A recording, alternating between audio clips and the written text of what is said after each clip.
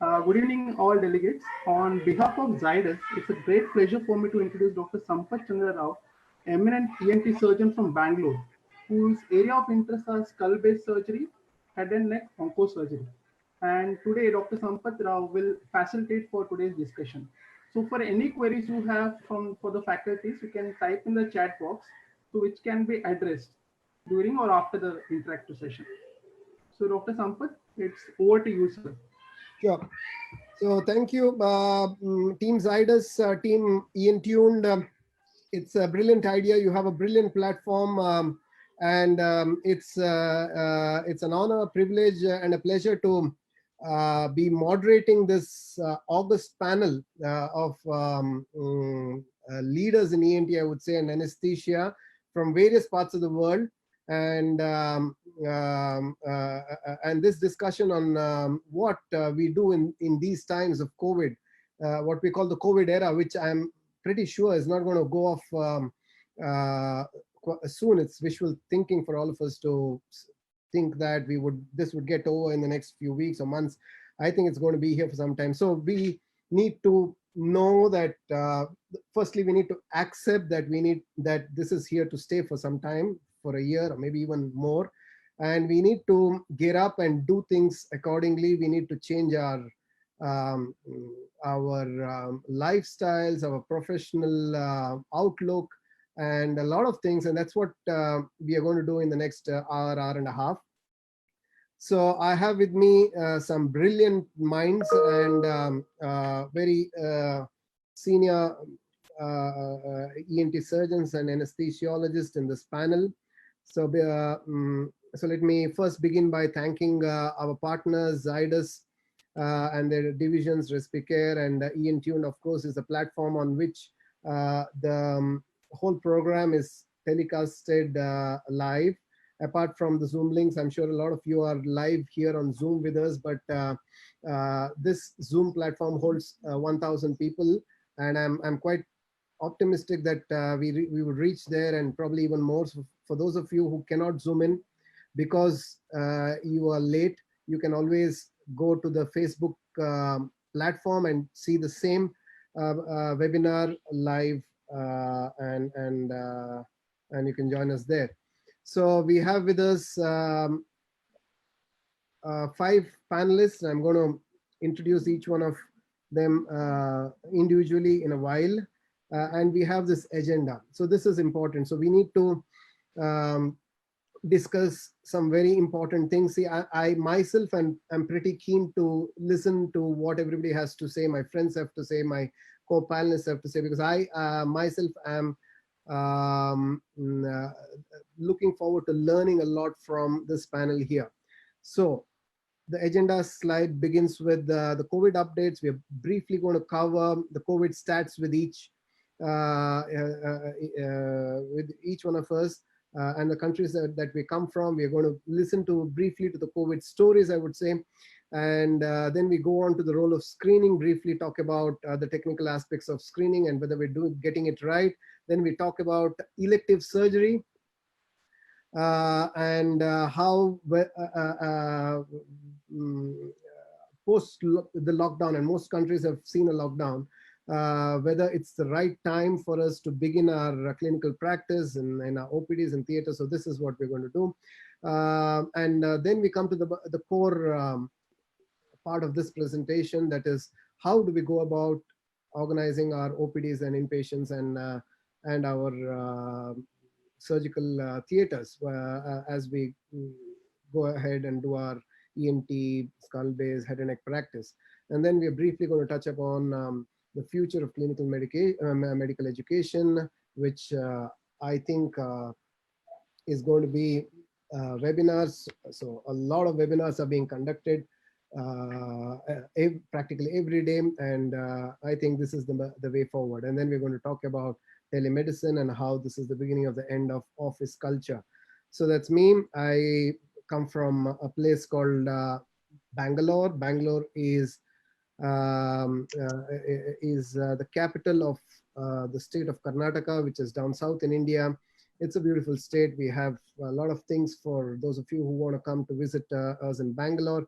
We have palaces, we have wildlife, we have good food, we have pretty ladies, we have art, culture, so a lot of things for White Sea especially, so you've not visited India, I guess. Have you? No, I'm not, I think you haven't, isn't it? Not yet. Not yet. Okay, so this is all we have for you when you come down to India. So that's me as a moderator. I would like to introduce my colleague and a friend, I would say, because we had a wonderful time together in New Zealand when I visited New Zealand as a part of the GSC team way back in 2009, close to 10, 11 years. And Dr. Subhaschandra Shetty is a renowned ENT surgeon specialized in head and neck surgeries and based out of Auckland in New Zealand. And New Zealand is a beautiful city. I've been there myself. Some wonderful sights. The North Island is so full of beauty, more so the South Island, I would say, but there are some, I have very, very fond memories of my 1 month in New Zealand. And this is the picture that I was talking to you about, Subhash. So we looked much younger. So I practically look like a boy. And so those were wonderful days and times that we spent in your house. Thanks for hosting us. So the dog must be quite old now. So yeah, no, she's here. She's yeah, sleeping. wonderful. It's 1:30 her sleep time. Wonderful, wonderful.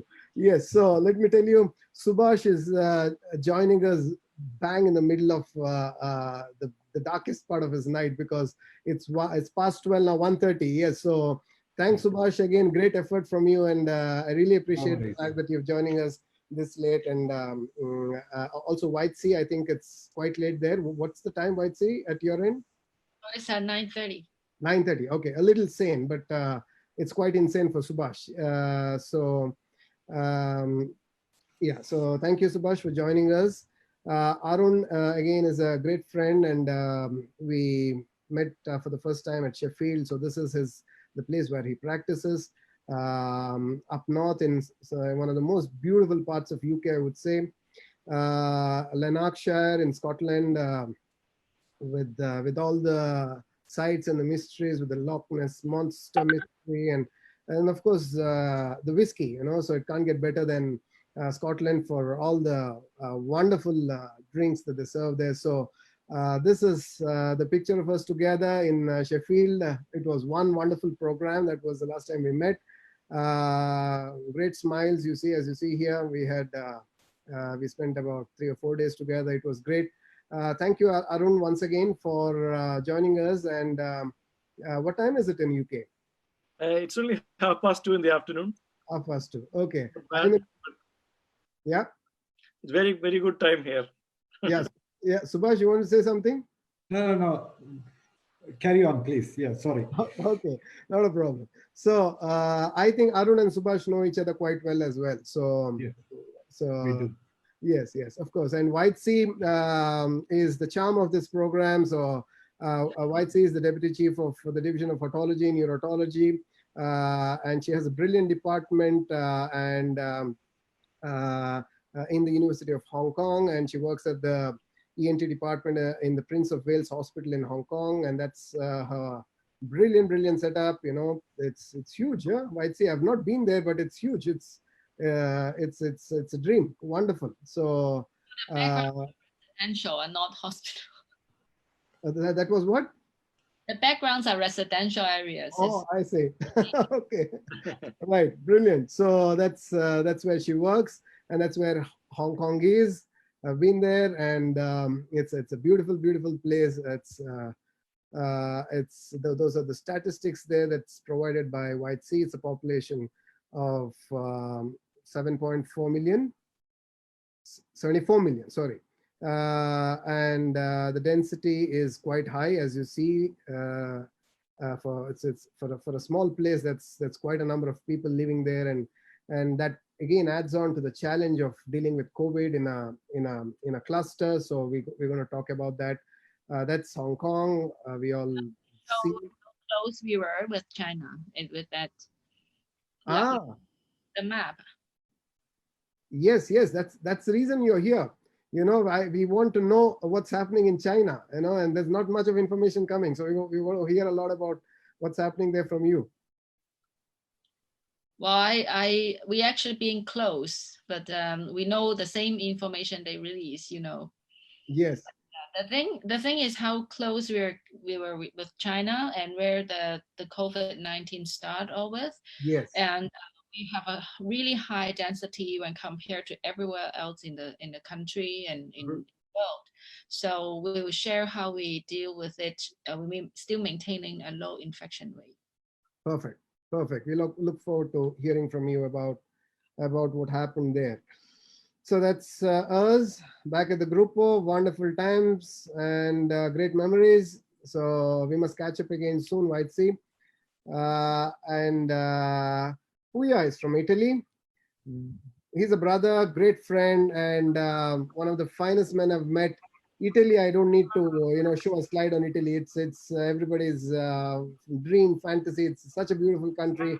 It's my second home. I was there for close to 6.5 years, and there's no country that has so much to give the world than Italy. There's so much of art and beauty and culture and food, and there's just about everything that appeals to someone in Italy. So this is Puya's busy activities. So he keeps himself busy all the time. He's got a meeting right after, he's got a webinar right after this, so it's very difficult to keep him down. He keeps doing one thing after another, webinar after another, writing books, writing chapters. That's you remember that, Puya? So you look sure. as well, So you look 10 years. It's not 10 years back, but it looks like both of us were. It was in Turkey. There was 1 week before the attempt. They got like it's something. We were in Ankara. Where we were? Ankara, yes, Turkey. Yeah, it was in Turkey. with the maestro, with Jacques Magnan, and then Percaye, the ex-president of FEAONO. So wonderful, wonderful memories. Chethan again is like a brother. He's we go a long way back together. He comes from Abu Dhabi. He's a specialist in anesthesiology at the Ahalia Hospital in Abu Dhabi. Keeps coming down to India quite often, and that's when we have all the fun. Again, Dubai, Abu Dhabi, these are beautiful cities. The mosque in Abu Dhabi is phenomenal. I have family there. My father stays in Dubai. So, a very fond place for me. And that's where Chethan comes from. It's a city called Udupi, a small hamlet of a city where I come from too as well. So my roots are here. That's the Udupi Sri Krishna temple, which is very, very famous. It attracts millions of devotees from all over the world, beautiful beaches, and that's the last time we met, Chethan. And I remember more of the food than I remember you guys meeting. I can never forget the tons of food that we ate in the joint. That so brilliant memory. Yeah, hello everyone. Yeah, I'm the odd man out basically.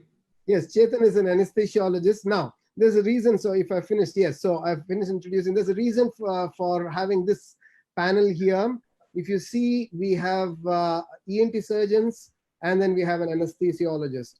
We have people coming from China. We have panelists from China, which is the country where it very close to China. Hong Kong, very close to China. So this is where the epidemic began. Then we have New Zealand, which is probably the only country that has declared itself COVID-free, officially declared itself COVID-free. That's very interesting. We'd like to hear Subhash talk about it. Italy, Puya from Italy again. Italy took a very hard hit, bore the brunt for a long time, and things are getting better now. So, and Puya himself is a COVID survivor, so he was infected with COVID, and he was in the front line doing all the hard work. As I told you, it's difficult to keep him down. He has to be in the thick of things, and I'm sure he got there sooner than later. So we would like to hear from Puya all that you have to say, because you are the only one among almost everyone out here in this Zoom meeting who has actually contracted the disease. Arun is from UK, which is now the epicenter. You know, UK and the US are hit fairly badly, and Arun is in the thick of things again, and a couple of very important issues to be discussed as far as Arun's inventions or you know, his techniques are concerned, and we need to talk about it. So, and then Chethan, yes, from Abu Dhabi, and an anesthesiologist perspective is very important in this program. So that's the reason why the panel has been laid out like the way it is. Now, let me quickly go into the history of pandemics. Just a word. So this is not new to mankind. Back in the Roman Empire, there was the Antonine Plague that killed practically 5 million people. That was 165 to 180 CE. But there was another one, a bigger pandemic that killed about 50 million people that came from China, India. And this was called the Plague of Justinian, that struck the world in the 6th century. It spread to the Great Lake regions of Africa via overland and through the sea routes. The Black Death is quite familiar to many of us who've read our history books. It was caused by a bacillus that was carried by fleas and rodents. The plague entered Italy, carried by rats on Genoese trading ships and Genoese fleets. Genoa prides itself as a naval epicenter of the medieval world. So trading ships sailing from the Black Sea, it was called the Black Death because it killed 200 million people. Another 100 million people were killed in 1660, around 1665, in the Great Plague of London. Then came the Spanish flu, which hit America in a big way. 50 million people were killed. Apparently, it still exists. The virus still continues in the American population, and it perhaps no longer kills, but it's still doing its business. HIV/AIDS is what we all grew up listening to, fearing, you know. So this was another big and important pandemic that wiped off 25 to 35 million people across the world. Fortunately, we have insulated ourselves to this, to the effects of this virus, because we have medicines and what we can possibly call a cure for HIV. The SARS group of viruses hit the world around the 2000s, and ever since we've been having one or the other SARS virus coming out. There have been a few strains that have come out, and in fact, and then the Ebola epidemic came out, which didn't kill too many people. You see that the SARS epidemic of 2000-2003 created a lot of buzz and scare, but it just killed about 774 people. The death toll in Ebola was much higher, hit the African countries much more than any other place. The MERS virus, again, originated from Saudi Arabia, killing about 850 people. The COVID-19, the coronavirus disease 19 as we call it, again comes from the SARS-CoV strain or the family, and as of date, unfortunately, it's killed or it's taken a death toll of 308, close to 318,000 people, and we are set to see bigger numbers in the days to come. So that's how COVID is kind of stacked up versus the remaining pandemics that we've seen in the past. Now, let's get into the agenda straight away. As I told you, we're going to first deal with a little bit of a story from each one of us about how things began in our country and how things progressed. And then we're going to get into the role of screening, the state of elective surgery as it is in our countries, COVID precautions that we take in our individual practice, what's the future in terms of education, what's the general future in terms of how we go about dealing with things in the COVID era. So White Sea, so coming from Hong Kong, you're close to, very, very close to the place where it all began. So I would like you to take your slides from here and tell us about how it all started, and please explain your slides. So how I can help you with your slides by moving them when you ask me to move the slides. So go ahead, White Sea. We look forward to hearing from you. Thank you, Sam, for your kind introductions, and really like going through the world. And we have been locked down here for almost half an 6 months now, and so it's nice to go around the country in your slides. So from this slide, actually, you can see very clearly that Hong Kong is very close to China, but the numbers and the growth rate of the confirmed case, both the confirmed cases and also the death rates are at very low side. And can go to the next slide. And this is all because of our experience of SARS. So Sam has mentioned about SARS that actually originates from China, and we have a bad impact from that in 2003. By that time, I was still a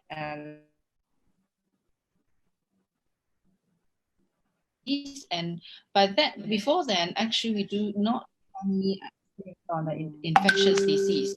But we actually, after the SARS, we now know how they are related, how the pandemics works, and how the precautions we have made. So by that time, we have lost quite a number of medical staff as well. But we can manage it to get through it in a few months' time, from March to July. Next slide, please. So we have this kind of tracing system in Hong Kong, which was updated every day. So this is a map of Hong Kong, and the dots showing every buildings with confirmed cases. And from the experience of SARS, if there is clustering of the cases in one building, we actually evacuate the whole buildings and send the people to the isolation camp. So we do all the isolations and all the surveillance. So we have to know buildings, and we have teachers. And so far, until yesterday, we have only 1,000 cases confirmed and discharged most of them. Only 26 of them are hospitalized, and four deaths in until yesterday. Next slide, please. And this is the situation until yesterday, and you can see actually we started all the cases in actually the February early as so before the start of all of you, but we climb up slowly and until we reach a peak at around March. By that time, it was a peak in Europe, and a lot of students studying in UK and the USA coming back, and those are imported cases for us, and very less of us of that are local cases. Next, please. So these are the daily numbers we see. So you also see the trend. So before the outbreaks in Europe, and we actually the local cases, imported cases are minimal. And since the students returned from the Europe and UK and USA, and the numbers of confirmed cases suddenly rise a lot, but we are able to control them and maintain a low level after they all come back and everything settles up, and then lock down by the period of around 1 month time. Yes, so this is also showing the numbers that you can see. In blue is the imported case, and the local cases were in brown. So you can see most of them are imported case rather than a local spread of the disease. And age distribution of men and females were quite equal for the confirmed cases in Hong Kong. And this actually showing what the surveillance and this test we are doing, what kind of people are getting the test. So not everyone getting the test, but number one is the case fulfill the reported criteria, including they have a contact history, they have travel history, they have occupational contact, and they have fever and symptoms. Number two is the enhanced laboratory surveillance in a public hospital. So most of in Hong Kong, 90% of the patients are doing in public hospital, and they get the test free of charge. And if they have any suspected symptoms, like or in chest X-ray there is any abnormalities, or sometimes even before they have a scheduled surgery or semi-urgent surgery, of course, most of our elective surgery has been stopped.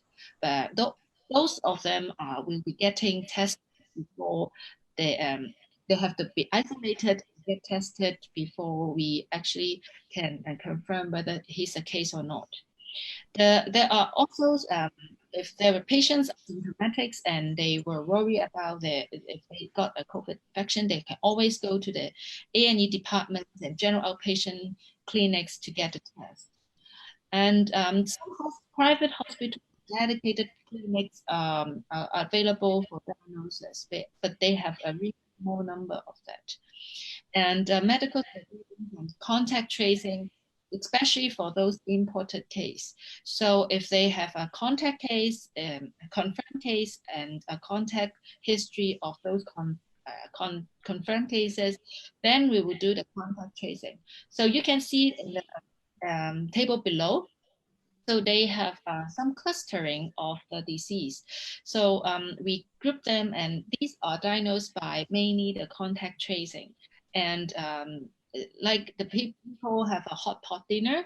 So one of them were confirmed and they were chased back. Oh, that's actually 2 weeks before they actually has a family gathering in the New Year, Chinese New Year, and they have a family hot pot dinner. And then afterwards, most of them get infected in the same table. So most of them got chased and isolated, and eventually some more clustering. The bar and band clusters has a really big number, and because after those people coming back from the UK or the school cut down, and these mainly occurred in March. So by that time, the people already isolated themselves for more than 1 month, or even almost 2 months. So people are getting less stressed, so they'll go out to the bar.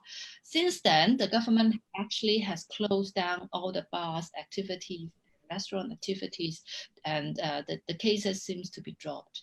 The last one would be the enhanced surveillance for asymptomatic imported travelers. So those travelers, even they were asymptomatic, but they are coming back from the high-risk area. They will be isolated in the airport. There will be a big area near the airport, and they will stay there and get things checked before they can really come to the community and do home isolations. So after we come back to Hong Kong, we have a strict 2 weeks isolations at home, and they were given a handband, and they were given calls to ask them to stay at home. And so this is our policy to prevent imported cases and prevent and trace all the possible contact cases in Hong Kong. Next. So initially, although we do have the experience of SARS, we do get a big fear, especially when the Chinese Wuhan cases were so huge and they were so high death rate.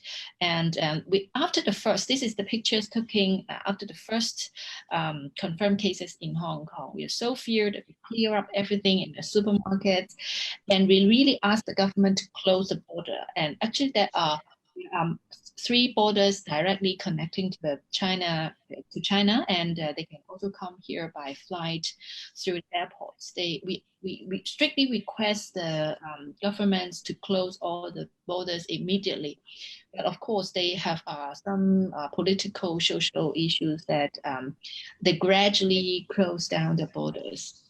And usually if you have come to Hong Kong, it's huge amount of people, so high density, you can't even move yourself freely in the supermarkets. But now you can see all the malls are empty, everything's are empty. And next. Oh, sorry.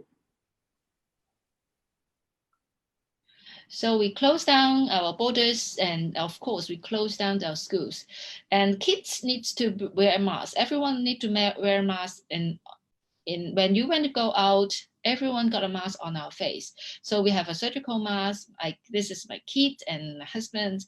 When we really need to go out, even go through the lift, and we go downstairs to pick up our food or to check our mailbox, we do wear a mask because inside the lift it's a confined areas and it has high risk.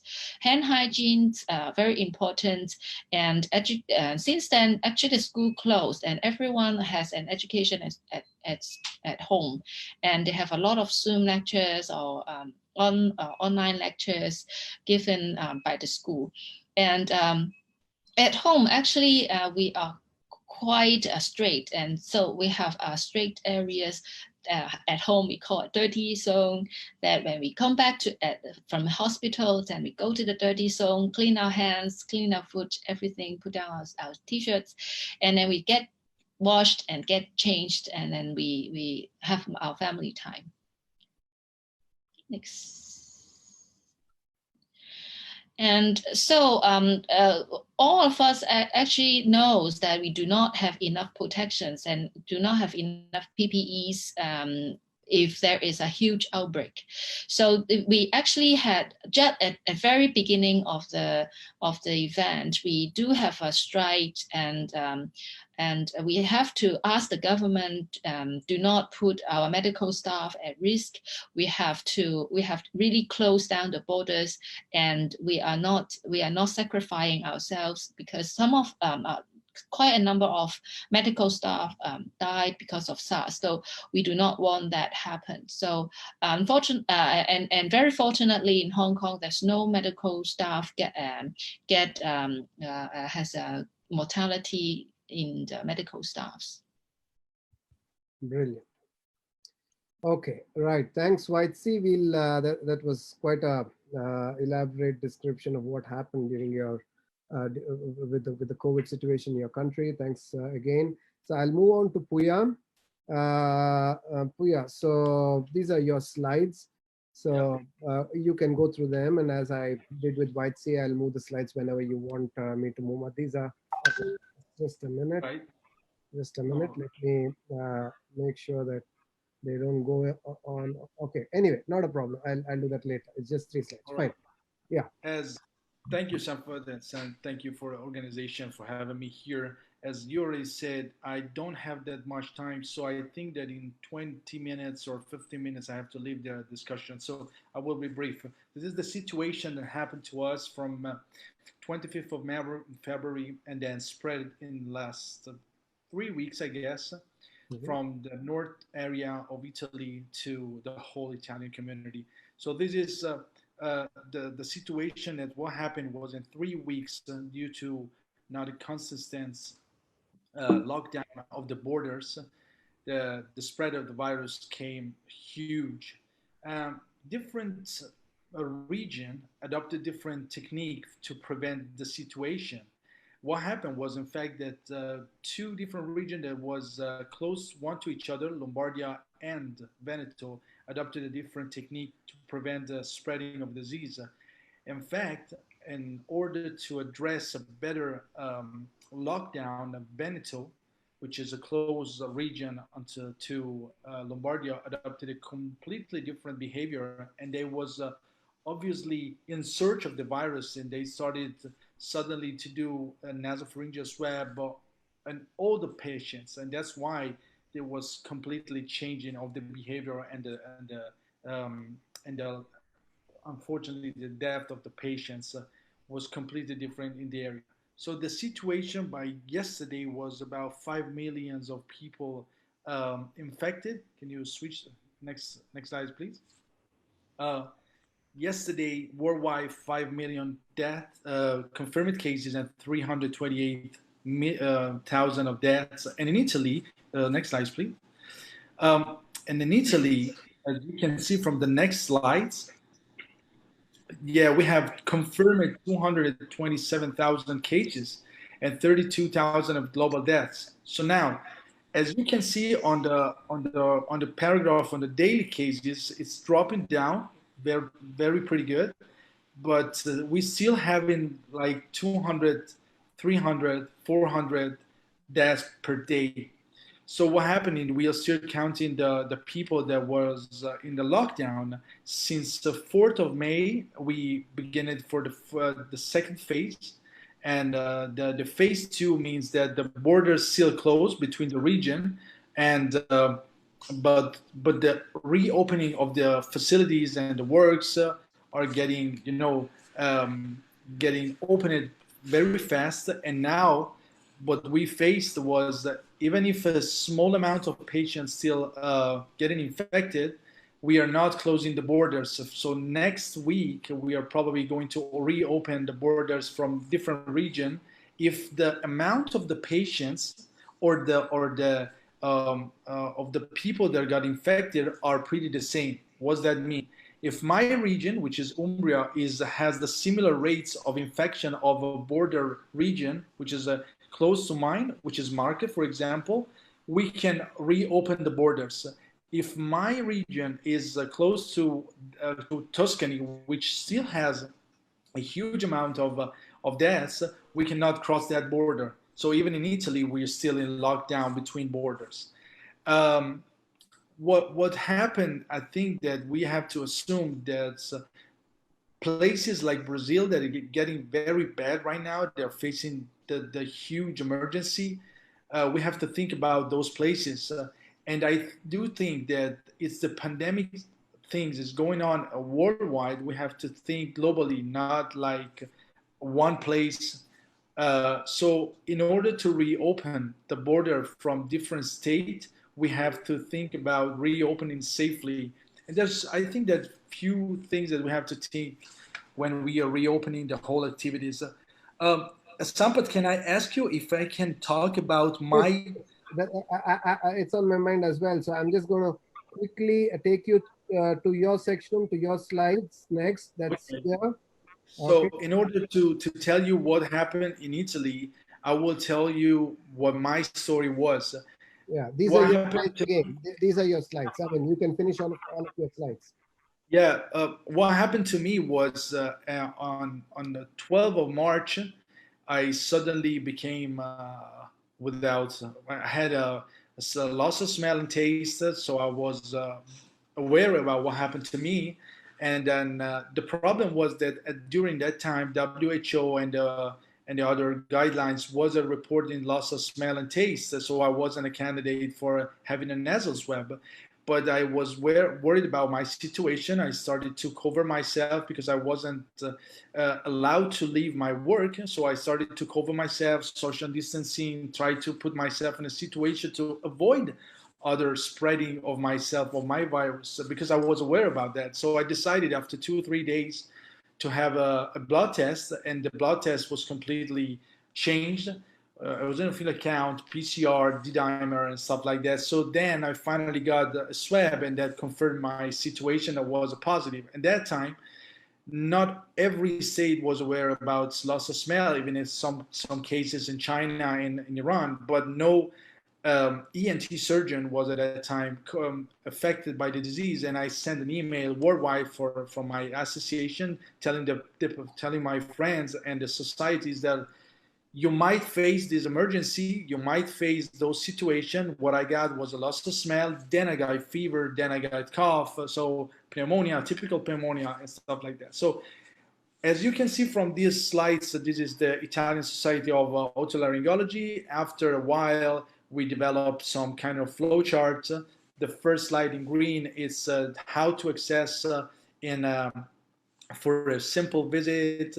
The red slide is representing the surgical activities for during the pandemic season. That was before reopening on the phase 2, and the tracheostomy for COVID-19 patients. I think that the main thing that we have to that represent those slides are that surgical and consultation activity should be limited to vital emergency and oncology.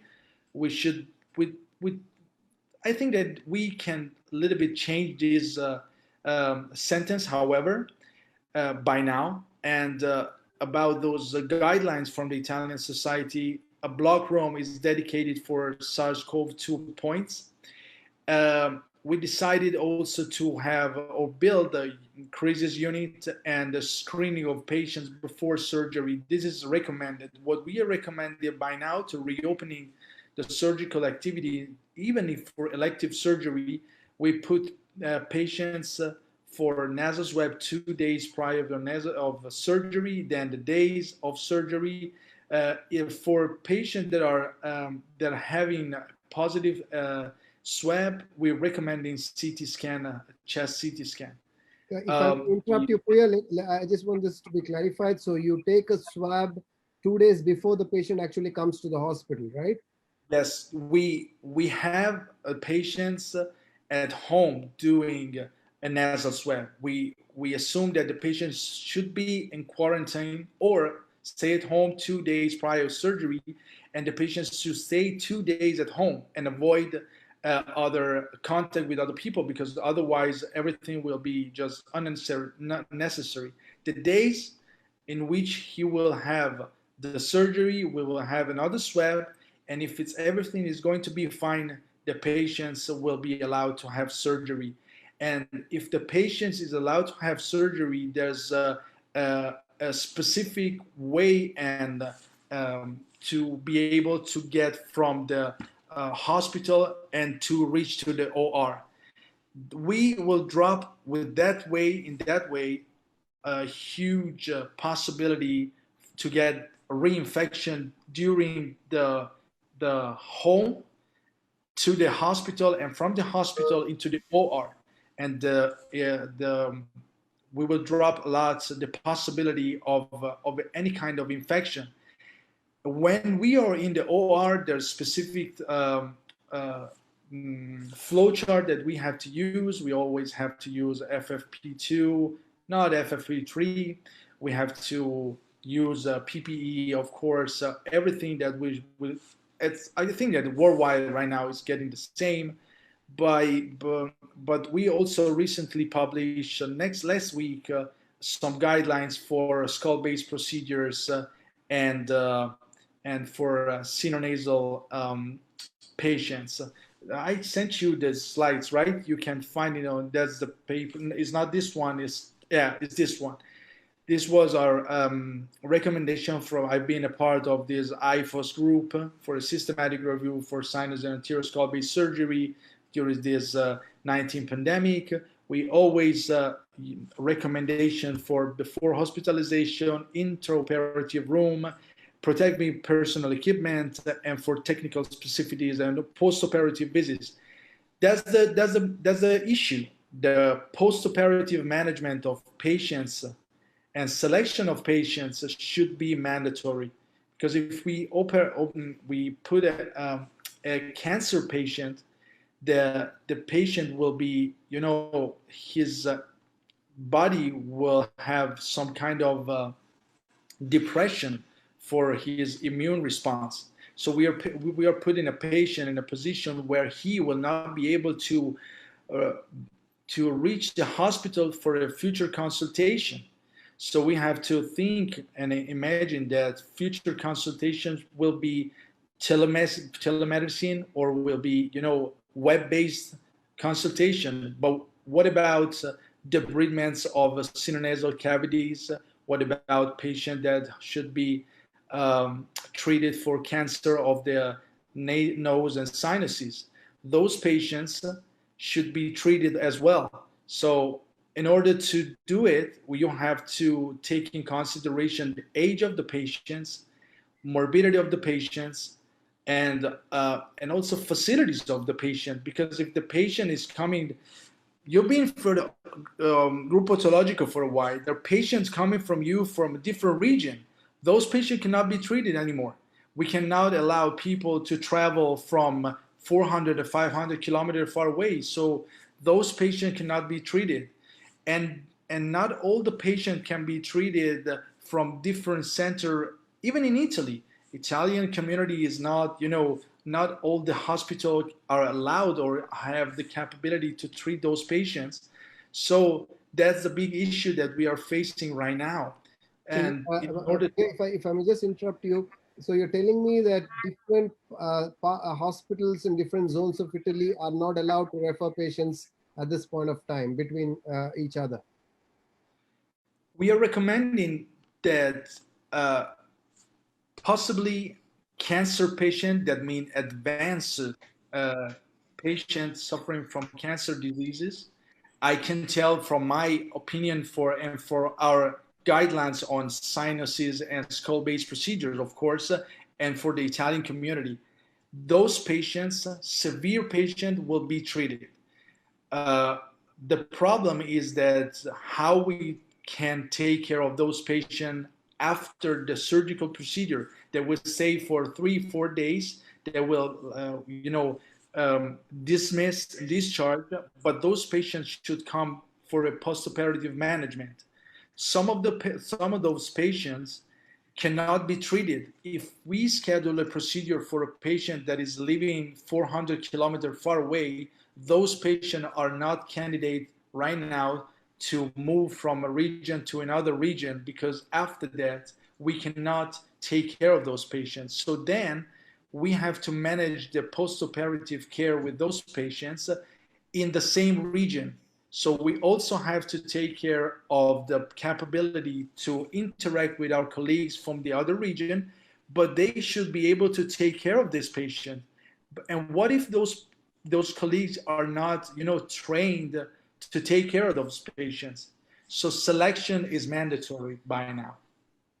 I know it's getting late for you, but just one last question. Now, Puya, Italy, I've been in Italy, so Italy is heavily reliant on the public health system, like perhaps in the UK as well. So now we know that public health system take in COVID patients. That's how it's working in India.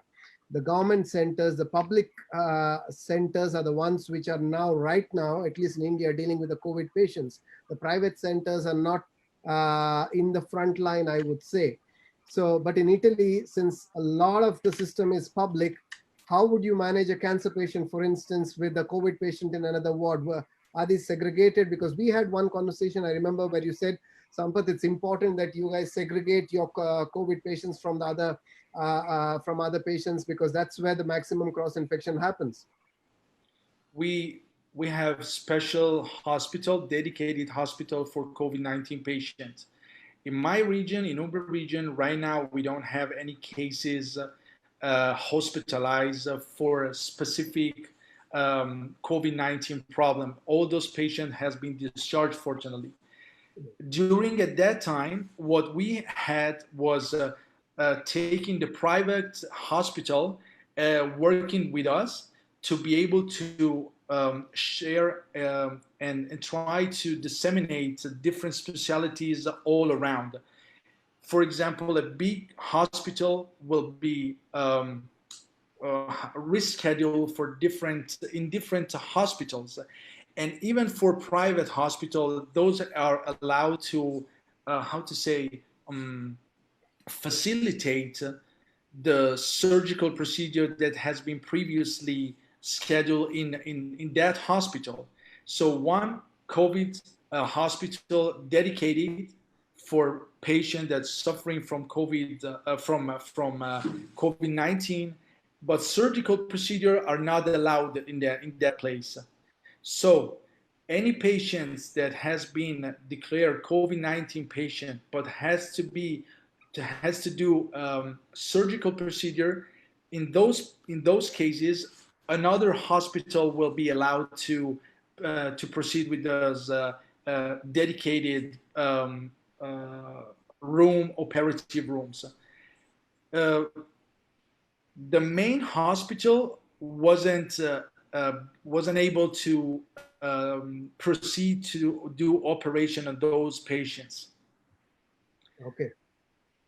And then my hospital also allowed to have people from abroad or from different hospital to perform surgeries, because they weren't able at that time to perform surgeries, because they were doing actually consultation, just consultation and office-based visit. Okay, just before you go, I'd like you to just briefly touch upon those critical days where all of you, everybody was a COVID specialist. And, I know that Casa de Cura, where the group Otologica is located, and where I learned did my fellowship in skull base surgery, that hospital in toto was dedicated to COVID, and almost all centers in Italy at one point were COVID centers, and all of you, even if you were not pulmonologists or related to the frontline work, you were all pushed to the front line. So how was that experience? Because that's something I would like to extract out of you before you leave. Well, at the beginning of the pandemic, that means from our point, from February to until 20-30 of March, I can tell you my point of view because I stood and work until 19. Then I got, the confirmed swab. I was in lockdown. The first 20 days was pretty scared because there were no guidelines at that time. The mandatory for swab was just three points: fever more than 38, and then cough, and then fatigue. And many of the patients, unfortunately, weren't in that position. So we wasn't able to test those patients, and we also wasn't able to have PPE at that time. The amount of patients that was coming in the clinic, ENT procedures or patients were coming in mass. Were tons of people coming in the hospital. The hospital was not closed at that time.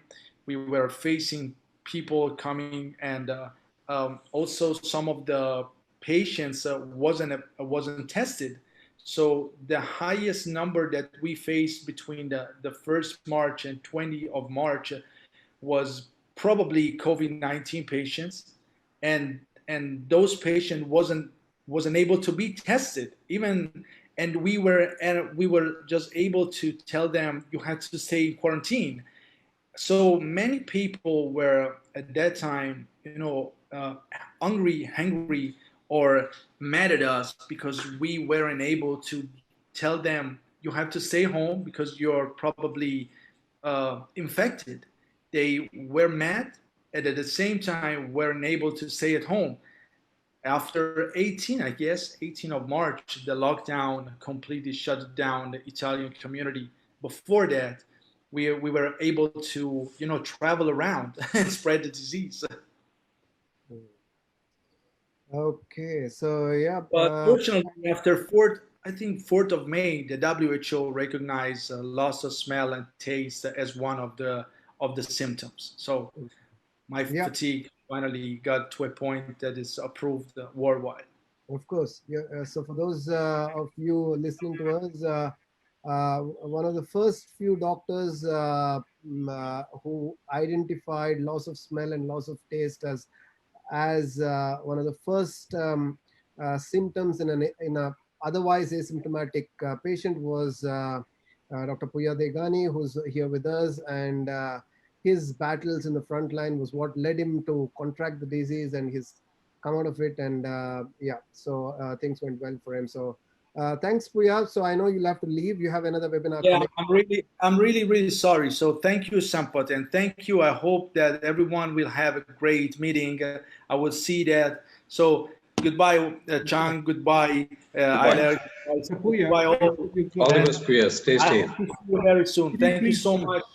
See you, Puya. Puya, I think Subhash has a question. Subhash, did you want to say something? Yeah, Dr. Puya, great talk and good contribution to medical knowledge regarding coronavirus affecting olfactory epithelium. I just wanted to ask you, with such a huge effect on Italy and its healthcare workers, some percentage of them probably suffering from moral distress. How you guys are keeping up your resilience and moral distress under control, how you guys are doing it, because there are no pubs, no coffee shops. I think that I have to be honest. What we are going to face in the future is going to be mental issues. This is the things that I'm facing right now. The rates of depression, anxiety, and fatigue that people are going to face are going to be the main issues in the next future. And I'm not talking about one year. Probably anxiety and depression. I felt depression after I got outside of home and got back to work because I was suffering from that, and getting back at work and seeing that people are still underestimating this disease, it's frustrating. So the use of I think that we've been blessed because of the internet and the web. We got in a position where we can spread our information in a second, but at the same time you are getting a huge amount of information which are fake news, unfortunately. Media are spreading huge amount of fake news, and also information not necessary politically, economically, and also scientifically. And that's the worst scenario. What we are going to face is depression, and you are going to talk about this at the end of the talk, by the way. But what we are seeing right now is that the people after the first phase, where was awareing of the science, now everybody's talking about economics. They don't care about other stuff. So we don't have to forgive what happened before in order to get better in the future. Because if we are just focusing on economic right now, we are going to forget what happened before. We are going to face bad things in the future. So we cannot use anything that you that you said, by the way. But I know a huge amount of our colleagues that using antidepressive and facing huge mental health problem. I just can't imagine an Italian not having a coffee, in a bar 5 times a day, or maybe a glass of wine in the evening, so socializing. So it must be really hard, for culturally, So it's not just the disease that gets into your system, into the physique, but also culturally in the mind, for such lovely people who are so so friendly. It must be really, really hard. I can understand, Puya. So, Last point that I would like to tell everyone: having a being a COVID-19 patient puts you a stigma. We have to tell the people that there's no stigma in it.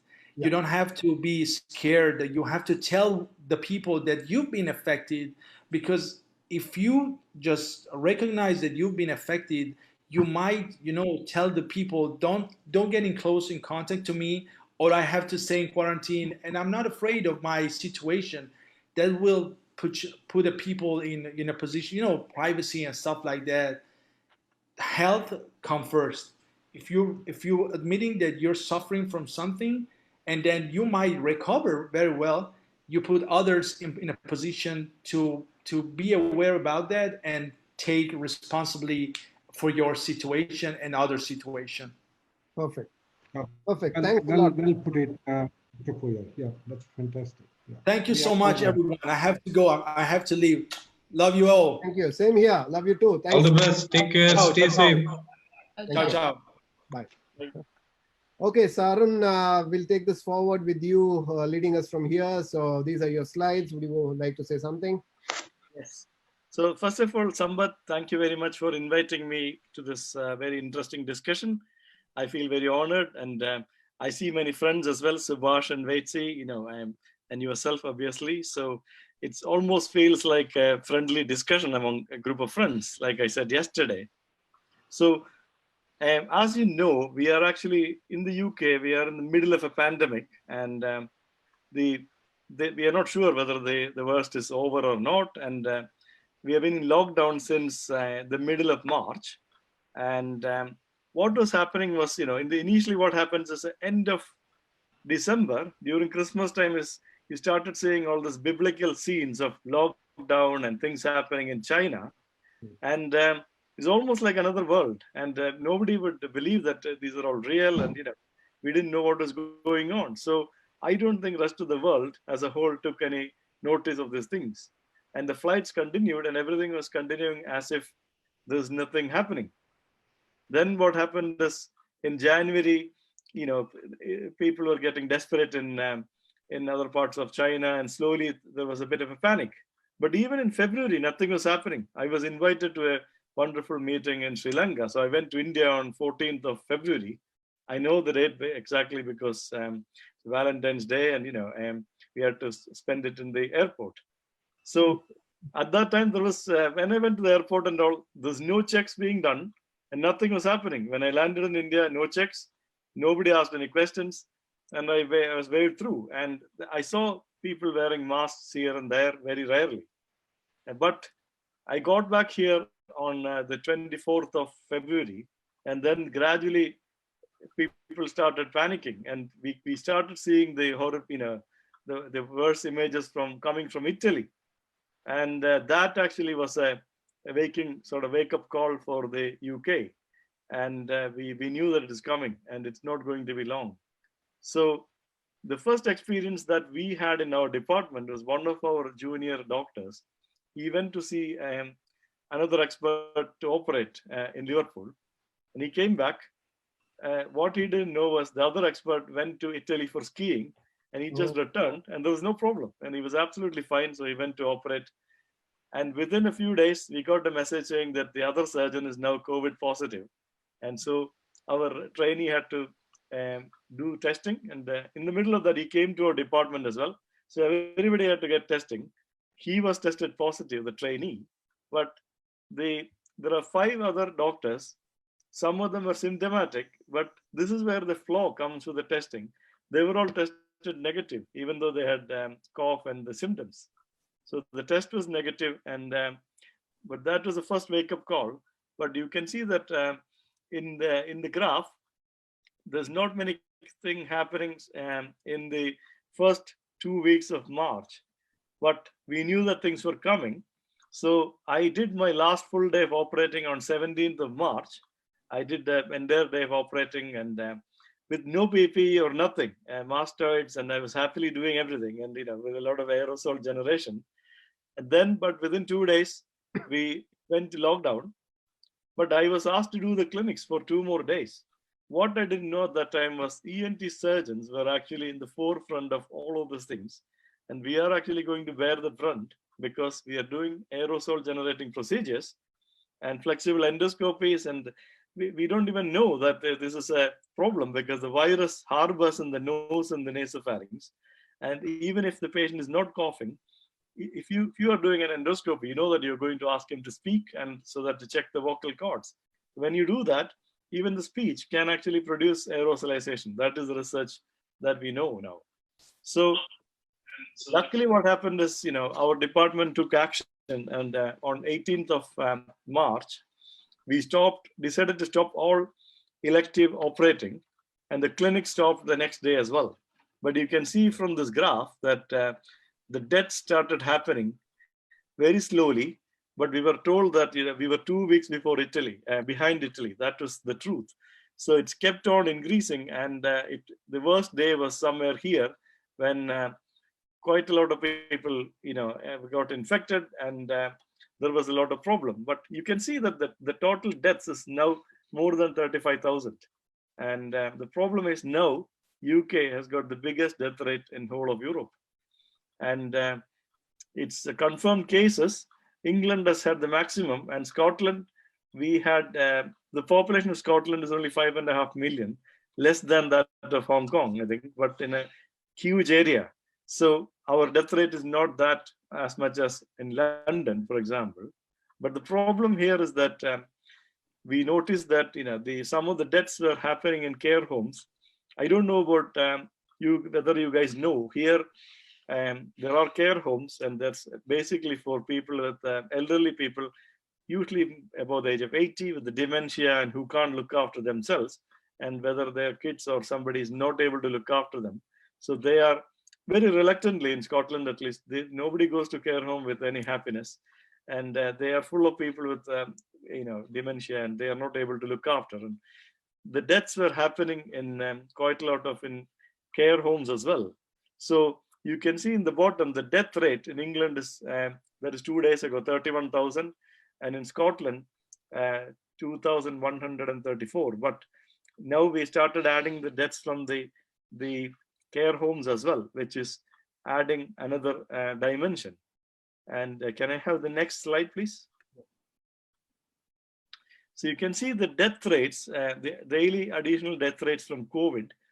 It started very slowly, and then suddenly there is a huge surge, and mainly in London and neighboring areas, whereas we were 2 weeks behind in Scotland. So what happened is, I don't think any of the A&Es or the ITUs became overwhelmed.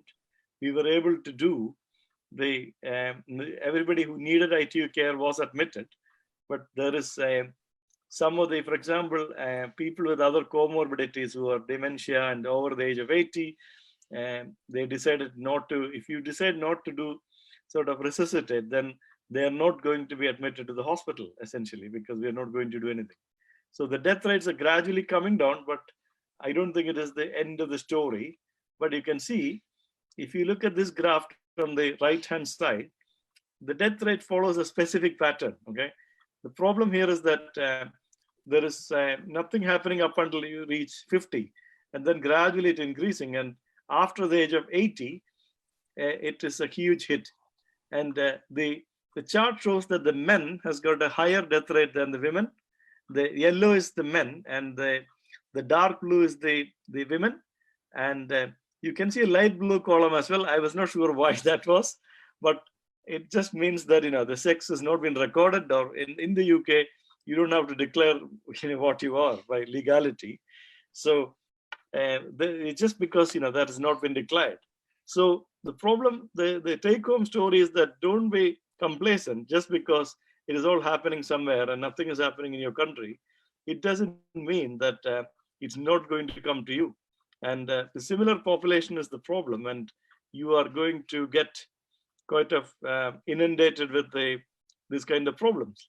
And the second take-home message is that we thought that we can control all this by hand washing, and even on the second weekend in March, I have booked a show, The Lion King, in Edinburgh, and I didn't want to go, but the company said that they're not going to refund your money because the government is saying you can still go.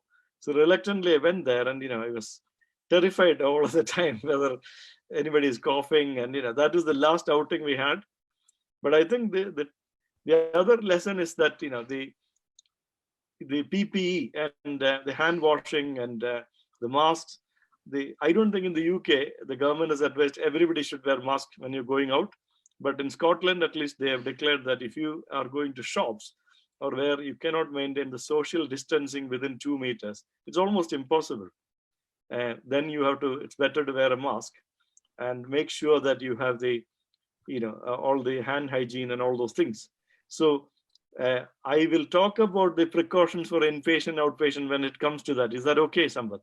Yeah, perfect. Before you leave, can you please tell us what was the strategical difference between the UK policy, which initially banked on the herd immunity concept and then backtracked, versus Sweden, which went in for no restrictions, self-restraint as they call it.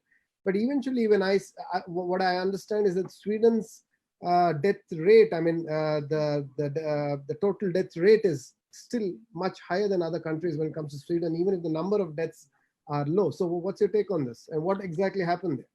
I think if you saw the graph, the death affects, it's not only the age. I had another look at the data, and the maximum number of deaths happened in people with elderly people with dementia. That was the number one category. The second highest was people with other risk factors such as COPD and hypertension, for example. They are the groups, and the diabetes. So comorbidity with age is a bad combination. So anybody with comorbidities, is and when they're older, that's a problem. But other strange thing that we noticed in the UK is that that the chance of dying from COVID is 2 times that of a normal population if you are if you belong to the Black, African, or Afro-Caribbean group. And amongst Asians itself, there is a difference.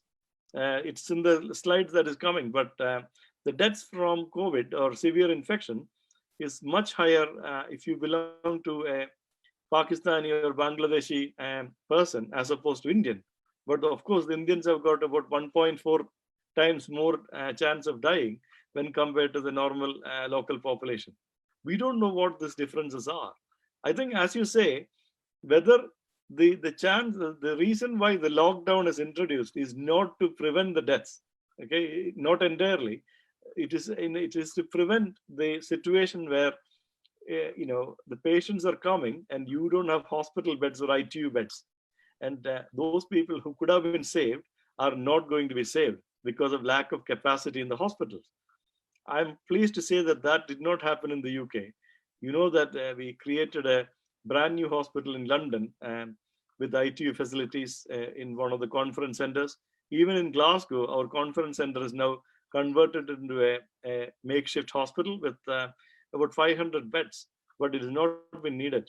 And what we did in our hospital was we stopped all operating, and the ventilators are situated not only in the ITU, but in the theaters as well as the recovery rooms. So we automatically doubled or tripled our capacity with ITU, because just by, in case of a problem, we could have used all the theaters as ITU beds, but that was not needed. And so to answer your question lightly, I think the herd immunity concept initially thought of by the government had to be revised, because the chance when people started getting more and more infection and the deaths became increased, we had to immediately change our strategy, because if you don't do it, then you will become overwhelmed with the hospital admissions. Perfect. Right. Thanks, Arun. We'll come back to you and Dr. Subhaschandra Shetty. So these are your slides. Would you like to take us through some of your slides? Yeah, thank you, Sampath, for organizing this and inviting me as well among all our other panelists. As I mentioned to Arun that he will meticulously go through everything, so I don't have to talk much. He did the same. So we got hit, but we responded very well in New Zealand. We were preparing for an annual memorial event, which happened a year ago. Aussie came to Christchurch, took the machine gun and killed 52 Muslim brothers in a mosque. That became world famous, and we were mourning that for a year, and then we were getting ready for an anniversary of that memorial event. But WHO at the same time declared pandemic nature of coronavirus, and so we canceled that program and got into get action against COVID. What we did was unite all the people against COVID rather than wage a war against the COVID. So people were united. So we got quite a lot of buy-in from the people. You look at the statistics there, New Zealand, only 1,504 infected patients with 21 to 28 deaths. Almost everybody who died was more than 60 years old or had comorbid conditions or in residential care facilities, as Arun was talking about, similar to that kind of stuff. So you can say, of course, New Zealand is a small country, geographically isolated, and it's easy to seal the border. And population is less than a New York population or a Scotland population, around 4.7 million. And but which all played the role when the virus broke out. But its relative success, when it says it's amongst the lowest per capita infection rate in the world, So a lot of things contributed to that as a nation. If you go to the next slide. So what happened? We sealed the border very early, earliest among all the countries. We sealed our border with the high quality quarantine facilities for the people who are coming in at that time. No jets in, no jets out. So, and also Ministry of Health came in so fast for a rapid case detection, identified with widespread testing, widespread. So schools, grounds, rugby places, McDonald's, KFC's, everything turned out to be a drive-in test center. So the test positive within 48 hours were engaged with the rapid isolation and swift contact tracing with the public health people. They mobilized almost all army kind of stuff, and intensive hand hygiene education in the hospital, in the public, and in supermarkets and everywhere, and intense physical distancing. In fact, public compliance is so high, we don't have any positive cases in the last 1 week. Nobody died in the last couple of days. And despite of so many tests are conducted, 1,500 plus positive cases.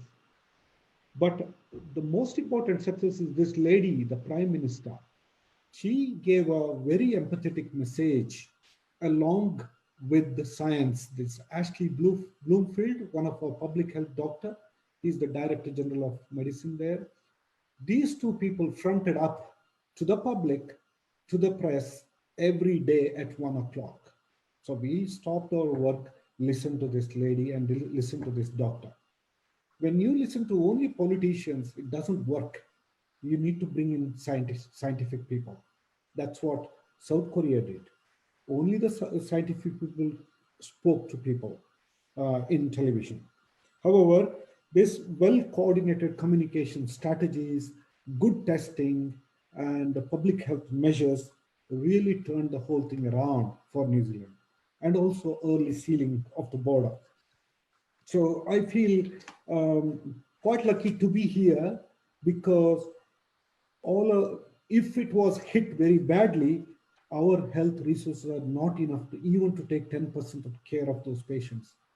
We were hit very mildly, and very swiftly coronavirus went out, but still not out of danger, because when you say it's gone, you need to really wait for 14 to 20 days before you say country is free of corona.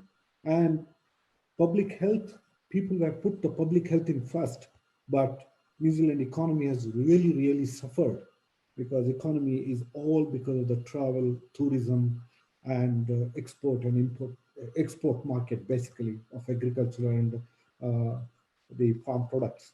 So it's going to have a big impact on us. It's a recession hitting here, but public health is restored, and there is an election. Actually, this lady has done very well, going to be re-elected again, possibly.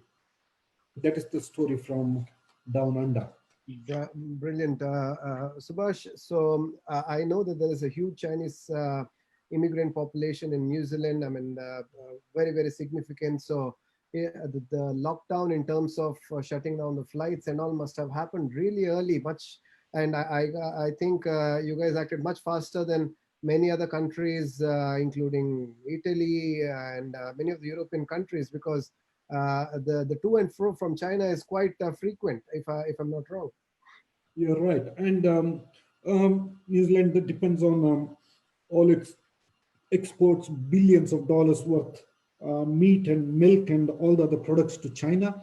Mm-hmm. But what the government did was, they never stopped cargo ships and cargo planes. Mm-hmm. So supermarkets are open, and the things were coming into the country, and things were going out of the country as well. But the ships are all stopped in Chinese ports probably, but Mm-hmm. still they went out of the country.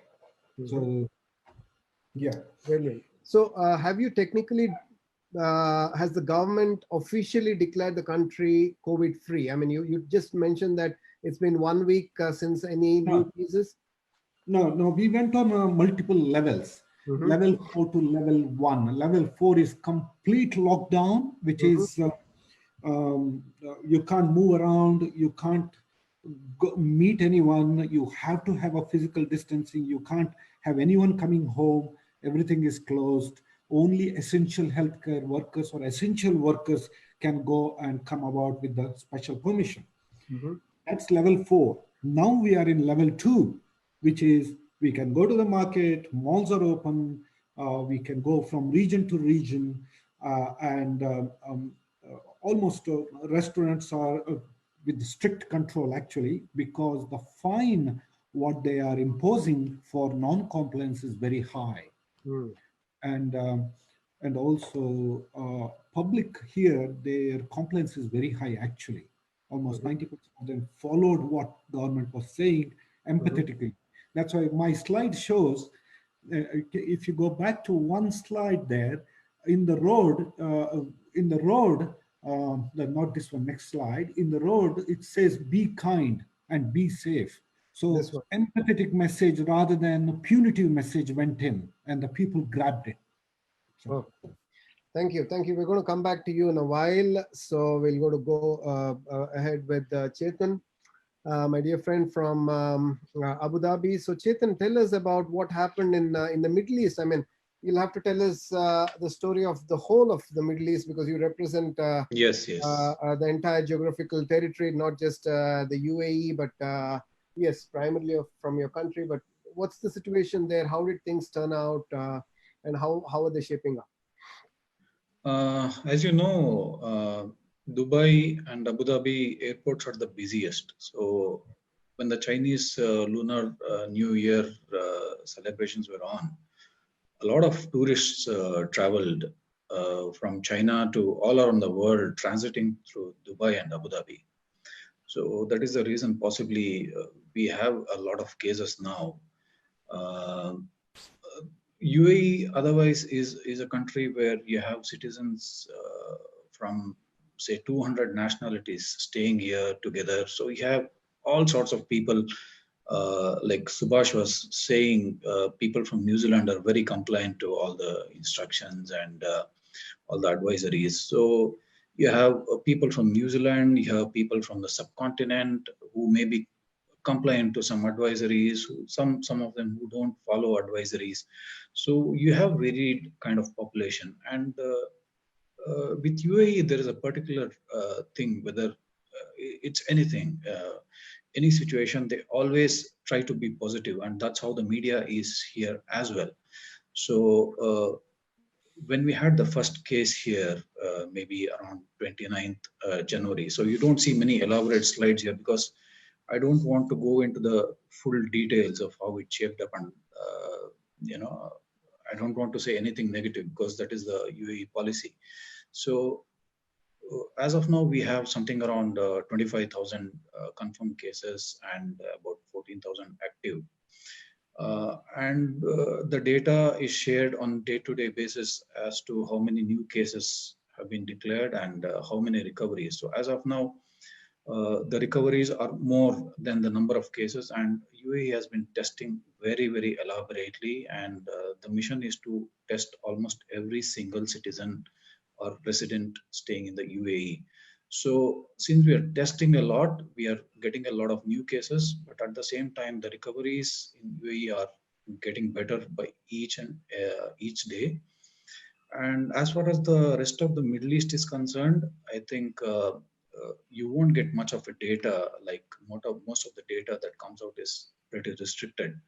So in Saudi Arabia and parts of Qatar, Oman, Kuwait and Bahrain, there have been a lot of cases, but I'm afraid I will not be able to get you the exact number of cases. So UAE being a country predominantly relying on expats and people coming from outside, as you said, I think the city of Dubai very popularly, there are close to 200 nationalities of people from 200 nationalities in Dubai, so, and Abu Dhabi. So these countries must be facing a real financial crunch as well, and we'll talk about it a little later. But I think it must be really difficult. It must be a really difficult predicament for the country, which relies so heavily on an expat Yes, yes. population, right?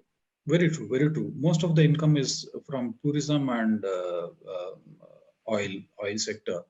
So, like I told you, Sampath, I mean, here it's, I mean, if you live here, you will understand that even despite all this economic crisis and this and that, if you just open the newspaper every day, there will be just positive messages that will get through this. I mean, this won't last long, and somehow they try to motivate everyone here that somehow we'll get to this first, and then we look at the other things. So that's how it is in the UAE, and this country being governed by a council of ministers chosen by the royalty, and every diktat is from the royalty. So whatever decision is taken is implemented in full spirit.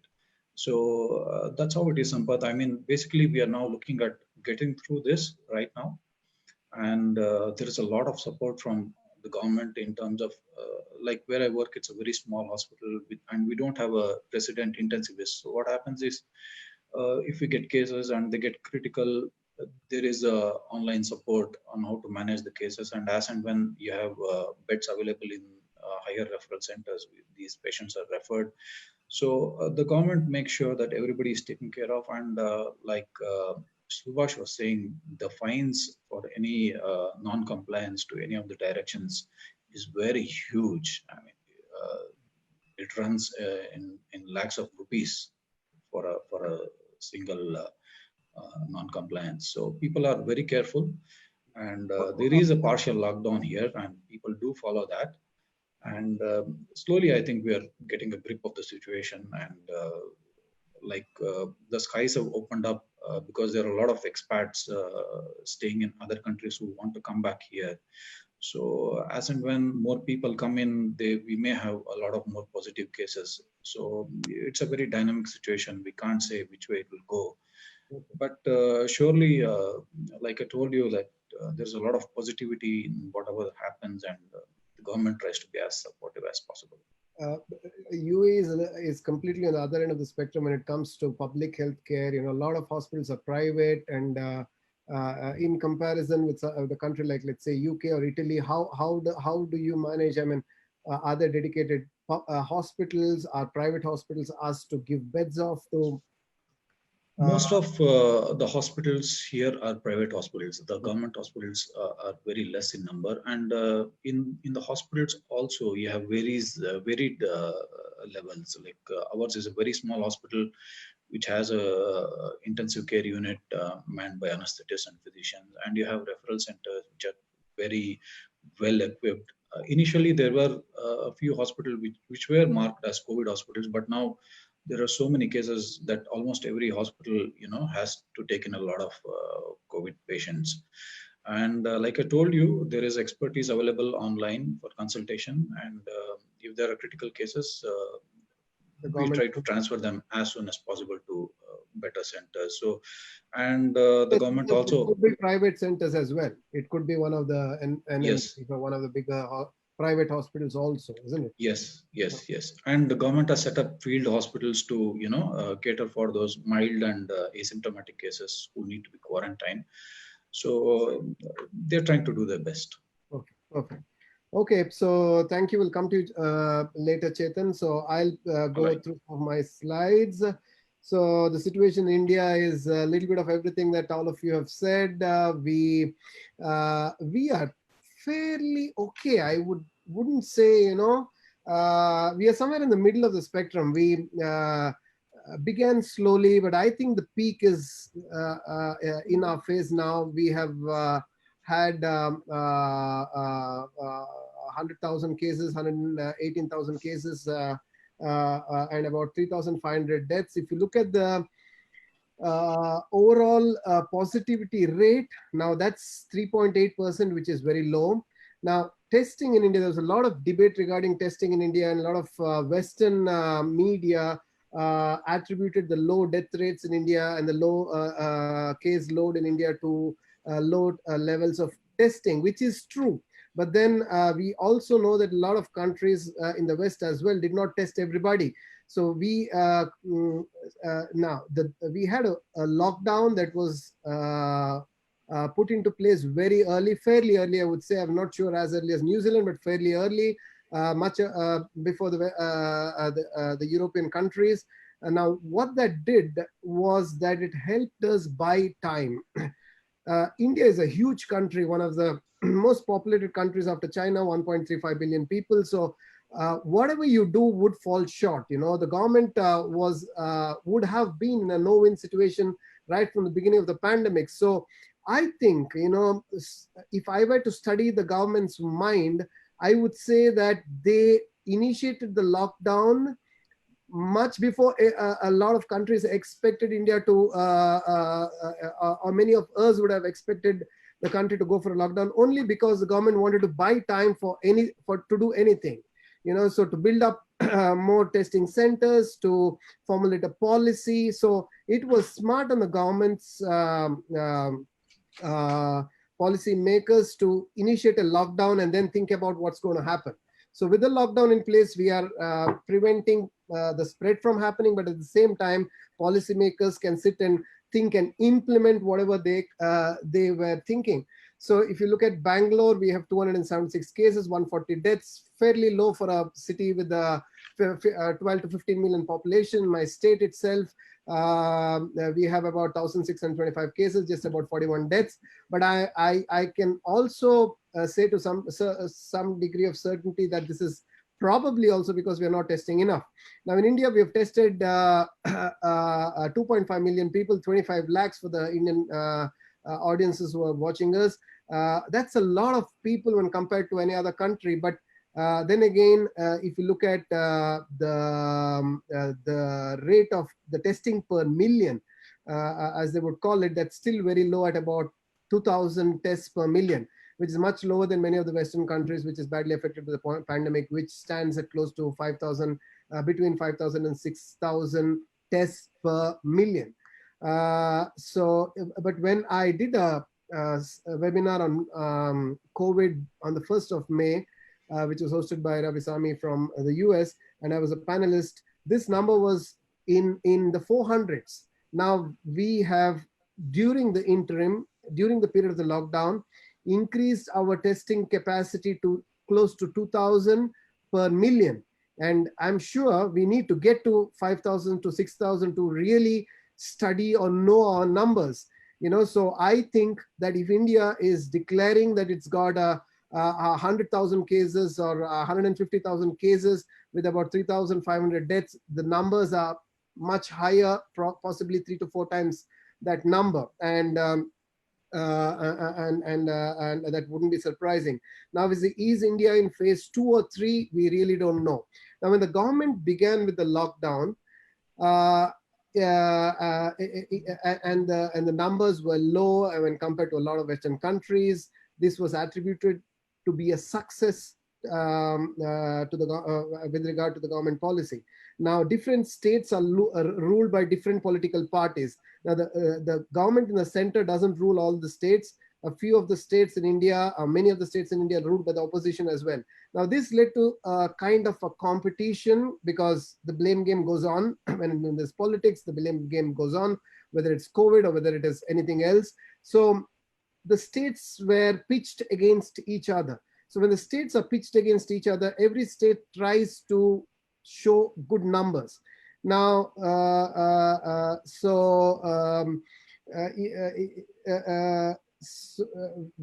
for instance, when in my practice in a hospital, I would not be able to get everybody tested, everybody that I want tested. The system slows it down to an extent, you know. So if I, of course, we don't take in patients with who have fever, and we're going to come to that later. But if I were to get myself tested, for instance, I wouldn't be allowed, you know. So the samples have to be sent in a way where the most liable or the most suspected patients are tested, and the rest of them are dismissed, frankly dismissed. So it's really difficult for us to know our real numbers. And hence, it's also difficult to know whether we're in phase 2 or 3. Phase 2 is when when there is no community transmission, and phase 3 is when there is community transmission. But the data that we've been seeing the last 4 or 5 days clearly shows that we must be in a community transmission phase, because we are looking at hitting 5,000, 6,000 cases a day now, which was not the case. We were like, doing 1,000, 2,000 cases every day, but now we are hitting close to 5,000, 6,000 cases a day. And I'm sure there must be, but the government has not declared that it's in phase 3. There are many reasons to this, because if you declare that you're in phase 3, you also say that your lockdown has not really contained the disease. Now that's a political statement again. But I think we'll have to be realistic and assume that the lockdown was smart only in terms of buying us time, but not in terms of completely containing the disease. And we must look for the worst to come soon. So that's how it is. So these are numbers. The nationwide lockdown, which was one of the biggest lockdowns that the world has seen, putting 1.35 billion people into lockdown is not easy. Even in China, close to 70, 80 million people, 700, 800 million people are put in lockdown. The whole country did not go into lockdown at once. This was for the first time a country of this size was put into a lockdown. It has, there were a lot of ramifications, and we are not going to talk about all of it, probably touch on a couple of issues. But you see here that we began with 633 cases. Now we are at 100,000 cases during the period of the lockdown. Now, to the government's credit, the doubling rate has reduced from 3 days to about 10 or 11 days during the lockdown. So that essentially means that we bought ourselves time to prepare ourselves for the eventuality. Again, if you look at the tests per million, we are around 2,000, but that's only in the bigger states. If you see some of the smaller states like Haryana have, okay, so the Haryana has 2,900, which is good, but you see that some of the states here have, like Mizoram, it's a very small state. The tests per million is hardly 250 per million, which is not good, So, so if you look at this one small state, Andaman and Nicobar Islands, has a test per million ratio of 16,000. That's huge. No other state has been able to achieve those numbers. And I believe that increasing the testing capacity and building up our testing capacity is the only way. And I think that's a message from everybody here. I think all the other countries that have done well have managed to control the disease. And like Arun says, we are 2 weeks or maybe 3 weeks behind a few of those countries. I think we can learn from some of the countries, increase the testing capacity, and that's how you would eventually wriggle your way out. So as I told you, India is the biggest lockdown in the history of, whatever. So here you see 1.3 billion people were put into a lockdown. The Chinese themselves have not had such a big lockdown. And that led to a lot of problems in India. The lockdown was sudden. It could not, you couldn't announce it a week before, but because by then that would lead to an exodus. So people would go back, and then that would lead to chaos. We needed people to be put, stay put wherever they are. We didn't want people to move. So the announcement came very suddenly.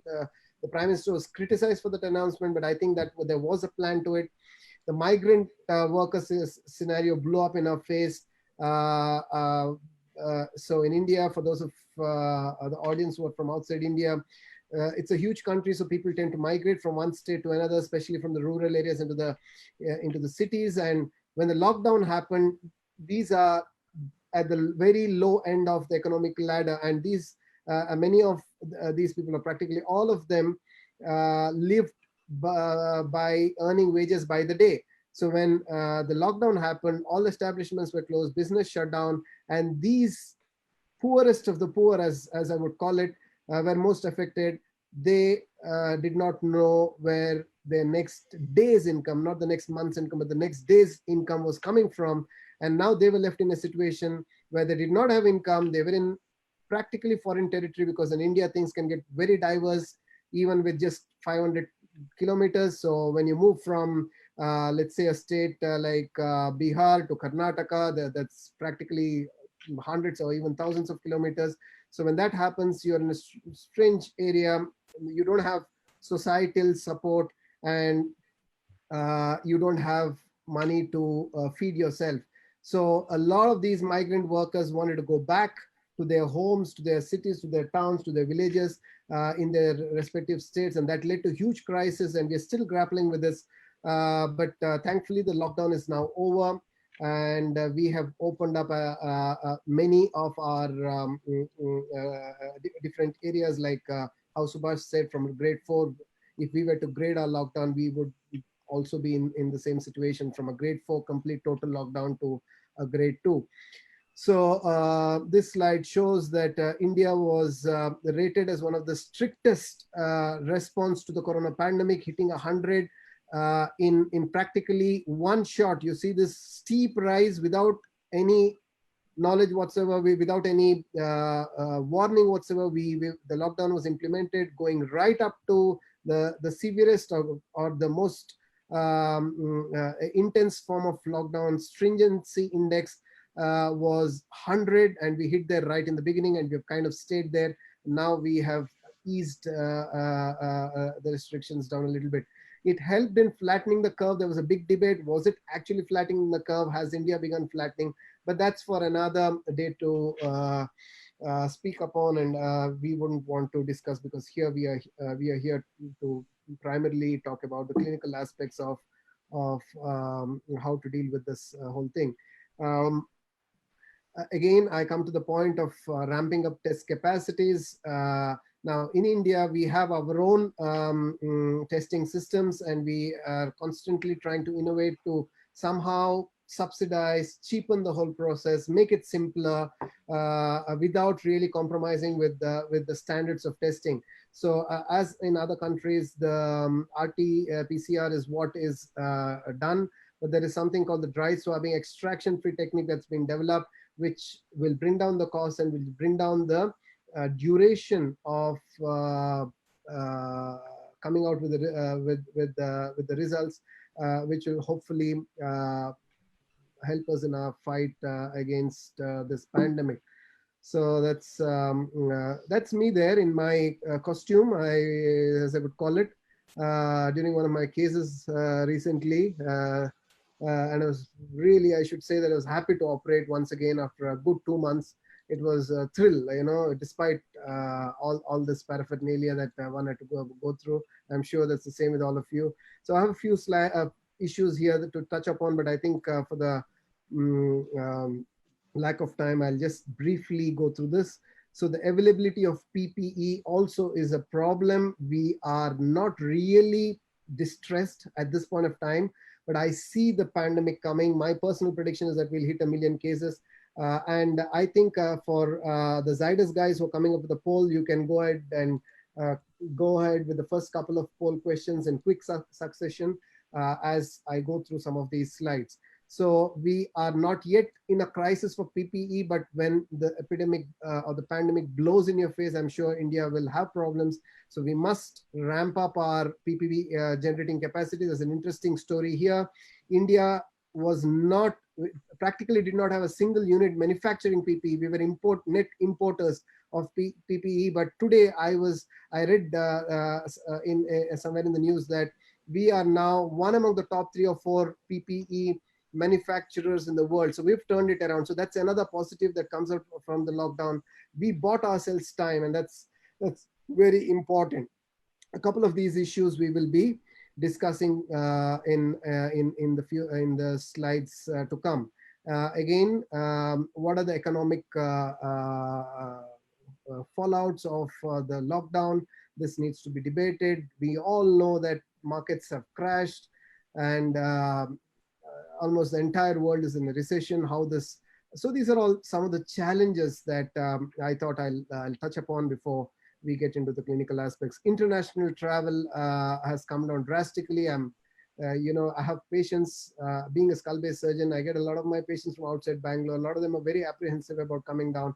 A couple of patients, I remember a patient with a temporal bone carcinoma who had his visa ready. He was just about to take his flight the next day, and that is when the lockdown was announced, and this patient could not make it, and we advised chemotherapy, chemoradiation. I don't know what's the fate of this patient. So it's really affected all of us, and it's going to stay like this for some time.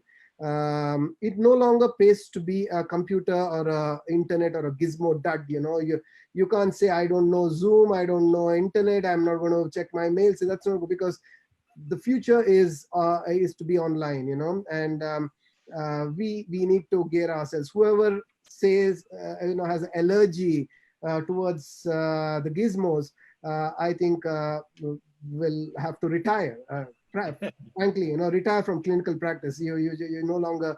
Our websites are all. I had websites before, so now we have enabled all of these with online consultations. When you enable your websites, your personal websites or university websites with online consultation, especially for the private practitioners out there, I think you all have to have websites yourself. The university provides websites, and they have what is called the payment gateways that attach to it. But if you are a private practitioner, which I am also, I also have my own private clinic where I try to attract patients. I need to make sure that my patients are able to get an online consultation and also pay. This is not charity. So how do you pay? You pay by integrating your website with a payment gateway. Now, how does that happen? That's a long process. So you'll have to get to your banks. You'll have to create, first of all, you need to have a business. So you need to register yourself as a private enterprise, or there are some of these things that everybody has to get used to and get to know. So that's the reason why it's important to know a lot more than just your ENT.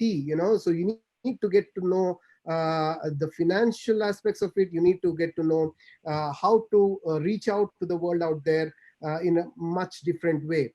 And I like the phrase beginning of the end of office culture. I think online is a way forward, and all of us have to be prepared for this. I am telling all my patients who don't need an essential visit, especially the follow-up patients, especially the elderly patients who have a non-essential visit, to reach me online.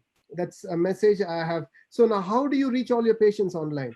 We have now developed. I have purchased a smaller version of a hospital information system, a HIS system, through which I can feed or send bulk SMSs or bulk emails. Now, I'm telling you all this is because I have done this. During the lockdown, we didn't waste time, but we started looking at the future, and we started building up a base for what can be our practice in the future. So sending mass SMSs, mass emails are not easy as well. Google lets you send a set of mails. There are a few other websites which let you send mass emails, but if a lot of people put it as spams, these websites which offer free services block your email, and then you're no longer able to send this. So we've been through all this. So that's not a permanent solution.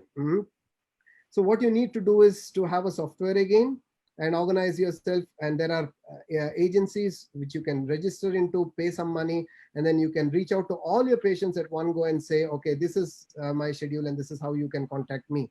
So we need to adapt ourselves, and those are the challenges I think all of us face as consultants. So now I want to skip this session completely for the paucity of time that we have. I think Chethan had a few slides. Yeah, I will address that. Yeah, so please, can you just go through this, and then the rest of us will just probably agree to whatever you say. Yeah, basically, we have, there is only one definitive test, and that is a real-time reverse transcriptase polymerase chain reaction. Now, this can be from a nasal swab or oral swab or from a tracheal aspirate. So with the nasal swab, the accuracy is about 67%. That means 30% of your patients will test as false negative. So even if the patient is positive, you will have a negative report, and that is a problem, isn't it? And the other diagnostic method which is used is testing of the serum for antibodies, but that is not helpful because it is only a retrospective assessment of the attack rate. And in places where there is a paucity of RT-PCR tests, you can do chest X-rays and CT scans where you find a bilateral hazy opacities, which are suggestive of COVID, and there is a grading on Conrad scale from 1 to 25. So on CT thorax, so that can be a guide, a suggestive guide that okay, this patient may be a COVID positive case, because we have seen in our experience that a lot of asymptomatic patients have bad X-rays and bad CT, bad chest on CT scan. So the symptoms and the X-rays don't correlate at all. So these are the tools that you can choose preoperatively to triage your patients and schedule them for surgeries and plan accordingly. Dr. Chethan, can I ask you a question on this? Yes. Very interesting 3 things which you have mentioned there. Yeah. Are these practical? That why I'm asking is, when one test has got such a low sensitivity and Yes. negative predictive value is very high, that means you need to do another test in 24 hours just to increase or augment the sensitivity. Your hospital has a policy on that, double testing within certain time? If the patient is going through probably a skull-based procedure or endoscopic sinus surgery or a aerosol generating procedure in ENT, and even after 2 tests, if you're mandating a CT thorax, was just CT, whether it is feasible in a situation like in India or even, let's say, in New Zealand, where public health is provided 100%. During the COVID era, we did quite a lot of head and neck cancer surgeries. When they were suspected and upper airway mucosal surgery was involved, the anesthetists asked for a test, single test. But after a week, that became 2 tests negative. But CT thorax wasn't there. I was just interested in that, what you said. Yes. What's happening here where I work is all the patients get a RT-PCR. Whoever is scheduled for surgery preoperatively, they get a RT-PCR. What we are doing currently is that we are admitting all patients who have been approved by insurance, the elective surgeries. They are being admitted 3 days prior to their surgical procedure. Like Puya was saying that some are home quarantined in his country preoperatively for 3 days. Here, what we do is we admit them to the hospital, and then we wait for the result. And once the result is negative, we post them for surgeries. If they test positive, they are admitted for treatment of COVID. Yeah. So if they are asymptomatic, they get home quarantined and they receive the treatment at home. If they are symptomatic, they are admitted to the COVID ward in the hospital. So if they test negative, we proceed with the surgery, but with all precautions. So it's like we are wearing full PPE for almost all cases which are generating high aerosols. And this double testing we are doing when there is a very high clinical correlation, but there is a negative report. Okay. Yeah. Can I say something? Yeah, Arun, go ahead. Yeah, Arun, go ahead. I'm concerned that you're doing a test 2 days before and then proceeding, because the incubation period is more than that. Yeah. Whereas we're told that we are here, we haven't started elective surgeries yet, but even Yes. the head and neck cancers, what we are doing is we are doing the test at least 2 weeks before, and then they are quarantined for 2 weeks, and 2 days before the operation, they get another test. And only if that is negative, we're proceeding with the operation. Yeah. Just to be 100% safe. Yes, I agree with you. But here it's not very practical to wait for too long. So if they're asymptomatic, the results are available within 48 hours. So so we just assume that everybody is COVID. So that should be the basic policy. That's what I feel. Treat every patient as COVID regardless of the report. Like I said, nasal swab is just around 67% accurate. So you're missing almost 33%. That's a huge number. So what we do here is we assume every patient as positive, and we all wear those shields and N95 masks and goggles and proceed accordingly. And in my slides, I'm covering a little bit of how we are managing it in the OT, and I'll dwell on that. So like you said, it is practically not possible, you know, how insurance works and how patients do window shopping when it comes to hospitals. You can't wait for 40. If you tell them, no, you have to wait for 2 weeks, some of them may never turn up to your hospital. They may go to some other hospital who says, okay, come, we'll do it a little earlier. That is a thing. We will be discussing this in the subsequent section in great detail. I think this should be the core issue of when do we do the testing, what are the protocols, and I think we should compare the protocols between individual countries. So Arun, your slides, and then we'll go to the clinical part. So this is your slide, Arun. Okay, so I just showed this. This is a test being done, I think, in China. I'll tell you what happened. I started my on-call 2 weeks after the lockdown. And on the 4th day, I had a bit of dry feeling in the throat and started coughing. So immediately I told my colleague that, I don't feel, there's no illness. So I said, I'm not going to carry on because I'm coughing. And I went home. And for the first 12 hours, I felt like an imposter because nothing was happening. Then what happened is the next day, the cough became much worse. Then I started off with severe headaches and nasal congestion, extraocular myalgia, and all those things. But I didn't have fever.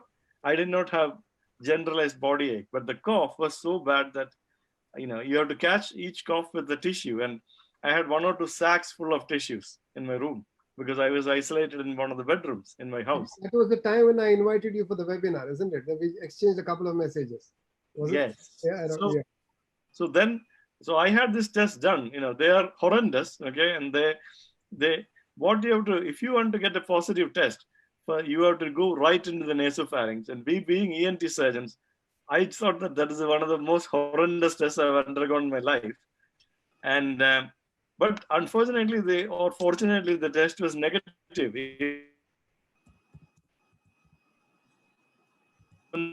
I was 100% sure that I had waiting for antibody testing to start. So what we are doing here is, can you hear me? Yeah, I can. Can you hear me? Yeah. So what we are here doing is, currently what we are doing is, all the symptomatic group of patients, everybody admitted to the hospital is tested with the PCR testing. But anybody who is feeling ill, they have a telephone consultation with their doctor. Here there are GPs, and then they're sent to COVID testing centers, and they will just sit in the car, and they get tested like this, and you get the test results within 24 to 48 hours. The capacity is there, and the government wants to increase the capacity to 100,000 tests a day. So that they are trying to achieve politically, I think it's going to happen.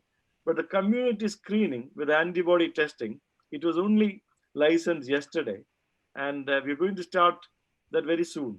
Okay, but the outpatients, nobody is getting testing. We are not doing routine outpatients yet. We are going to start maybe in about a few weeks' time, initially with head and neck cancers, and we've been asked to look at the referrals and classify it into a traffic light system: red, green, and amber. Okay, red means cancer or something nasty, see them immediately. Amber is something not very good, like cholesteatoma or chronic pain or something like that. They get the priority, and anybody with nasal obstruction and sinusitis or a chronic otitis media, they get the last priority, green. So the outpatients are not screened, but inpatients, all emergencies are screened. Like I said, elective surgery is going to restart. But what we are going to do is do a test and then they are going to self-isolate for 2 weeks, and then 2 days before the test, the operation, 2 days before the operation, they get another test, and it all has to be negative. This is because there is another slide, I just sent you of all the aerosol generating procedures in ENT, systematic review, and that shows quite a lot of what we do is aerosol generating. Correct. Right. Yeah, so there is this section, and I'll include a poll here. So what do you think? This poll asks the question, do you think the COVID-19 pandemic will continue into the next year? There should be a yes and no, but I'm sorry, there's a yes and yes. So if it's a yes and no, what do you think, Arun? Will it continue for, I think it is going to continue at least for, the problem is all the viral infections of this nature, at least in the Western world, they get worse during the winter months. So it's possible that it is going to continue till next year. Till next year. Subhash? I think at some form, as soon as the aviation industry starts their game, if the country doesn't have a very good checks at the gates and quarantine, that's going to cause quite a lot of isolated outbreaks. And these outbreaks can impact economy, and it can go for another 2 to 3 years, I would think. That's practical. I think it will be that long. It's not something that will go away in 6 months for sure. Vaitsi? And I think the most important thing is they will have a second wave. So what after the all quarantines, and then what's next? So we worry about the second wave also. So probably next year is a doubt. Okay. Right. So now, as the polls go on, now I'll ask this question to each one of you, just a quick couple of rounds. Do you think the lockdowns are all over behind us? I think UK is still in a lockdown. So let's begin with Subhash. So I think Subhash, if I'm not wrong, New Zealand is over and done with the lockdown, isn't it? So no. We are still in lockdown phase 2. Okay. That means eliminate. We had a model of like all these lockdowns has come from influenza, as you have showed us in your slide. Influenza taught us in the past, and many of the Western countries have got disaster preparedness for influenza. But coronavirus is something different. It had R0 value of infecting 2 to 3 people other than the influenza. So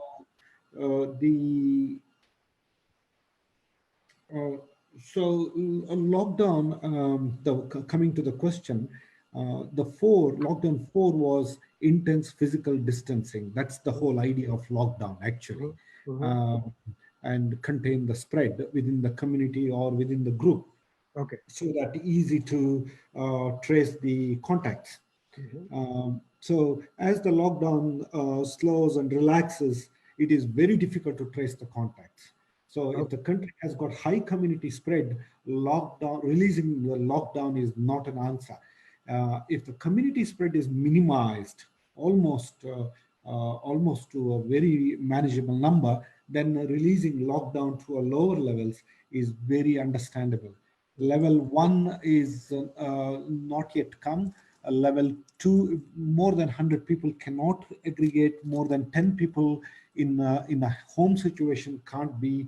There are a lot of restrictions even in level 2 of the lockdown, what you call it as phase 2. So these has to be followed very intensely. Otherwise, we will defeat the purpose of our own success in corona control. Yeah. So Vaitsi, in Hong Kong, do you think you've started surgeries? What's your position? Is your clinical practice open? Yes, we are almost towards the normal practice now, and we trying to resume all the elective surgeries and the local and general, and we do see normal outpatient clinics, almost normal now. Okay. Okay, right. Okay. Um, and Puya is not here with us. Chethan, what do you think? Is it time to start the practice? How is it? I'm sure you guys have already started clinical practice, isn't it? Yes.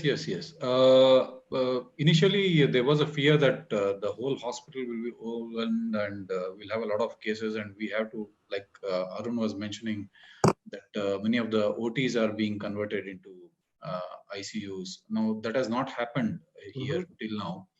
So the government suggested that we can get along with surgeries which are emergencies and semi-emergencies. Okay. So as of now, like I told you, we are testing everyone, and we have a protocol to follow, like I elaborated at that time.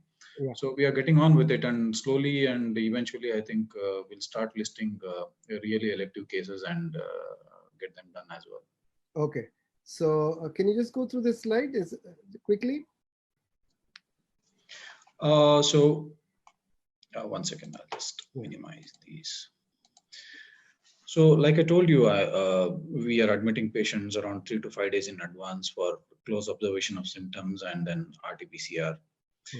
And what we are trying to do is we are trying to enhance PP supply, and each OR member will have to use multiple sets in a single day. So if you can't like wear the same PPE for each and every case. So there is a possibility that you will transmit the infection from a COVID positive patient to a COVID negative patient who has come to the elective surgery. And then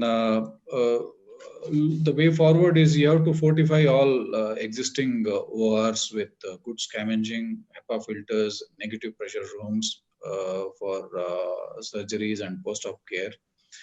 And there is another major thing that is usually ignored is how are you going to dispose of all this medical waste, and how do you decontaminate, and how do you reuse all this equipment and say surgical instruments. So all this will have to be looked into, and you need to have a proper plan. And if you have a lot of staff at your disposal, then you can have you can make separate teams which operate on particular days of the week, and they're off on particular days, so that you reduce the exposure to all these individuals.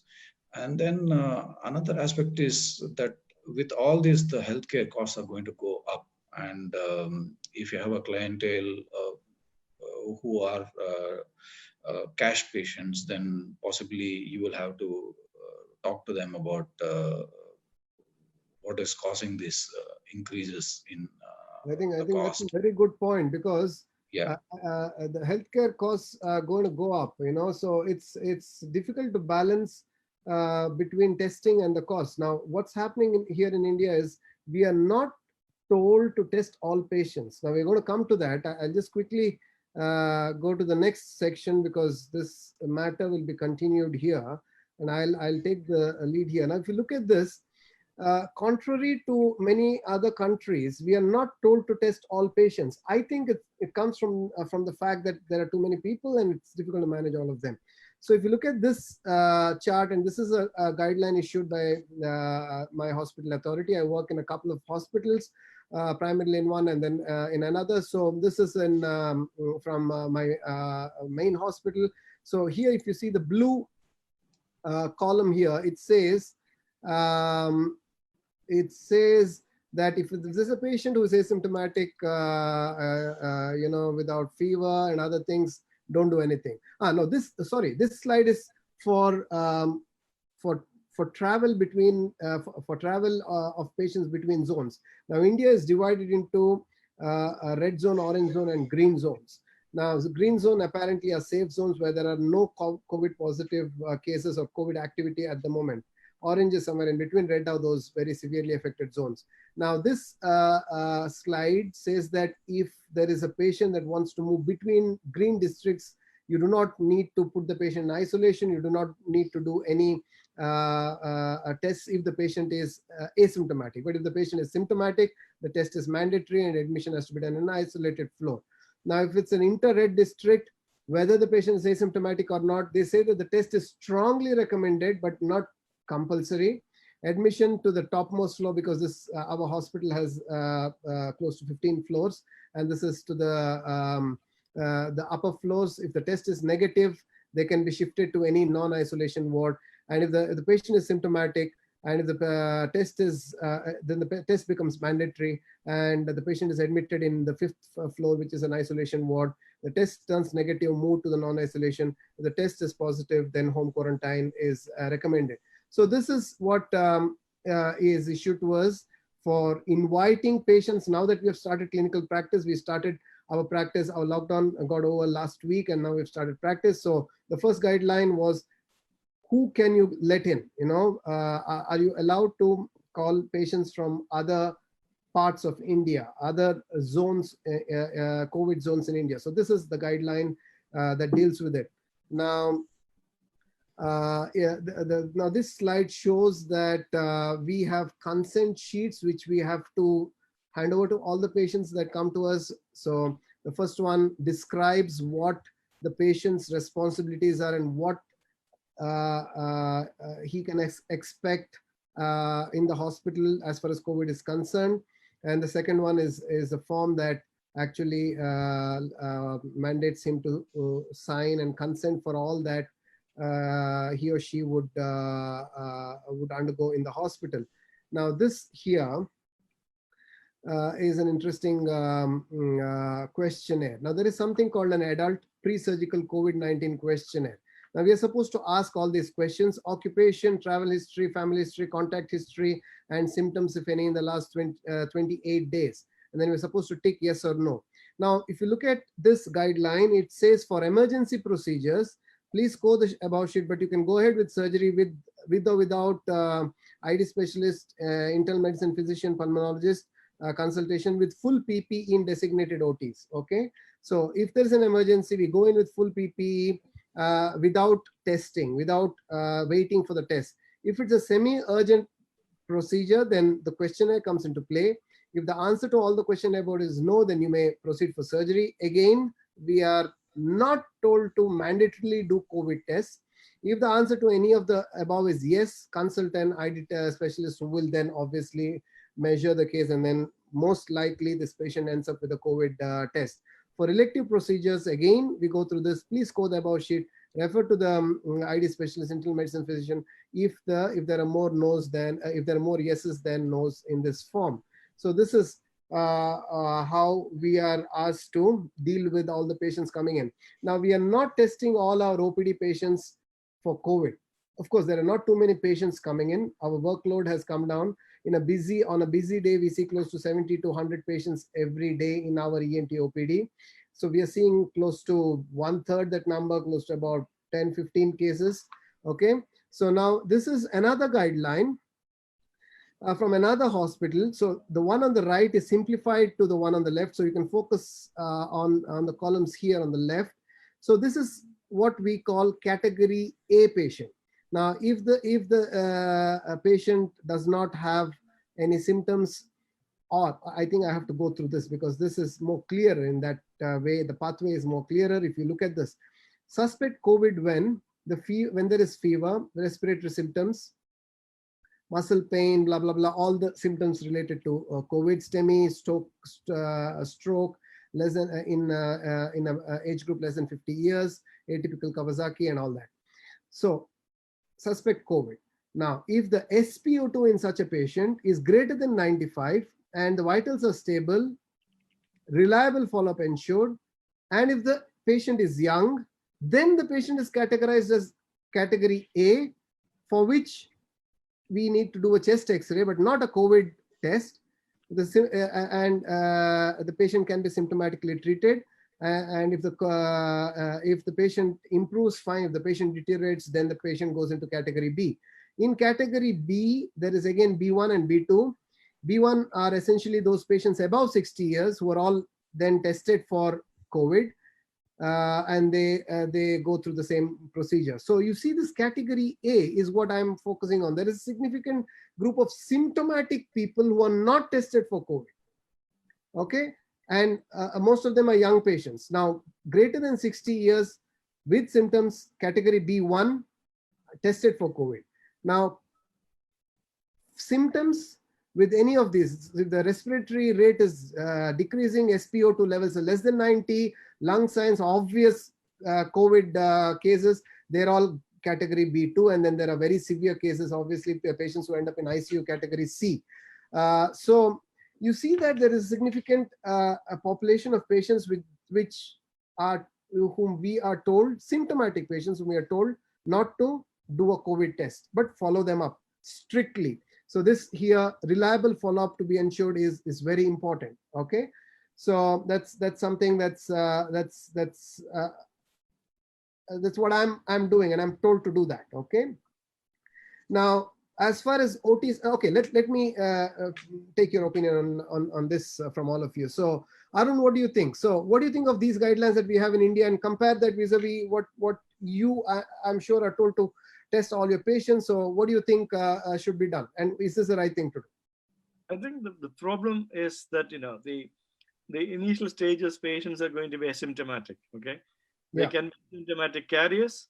And for example, I saw that in London, they did initial antibody testing. 14% of the population has been, tested positive, even without having any symptoms.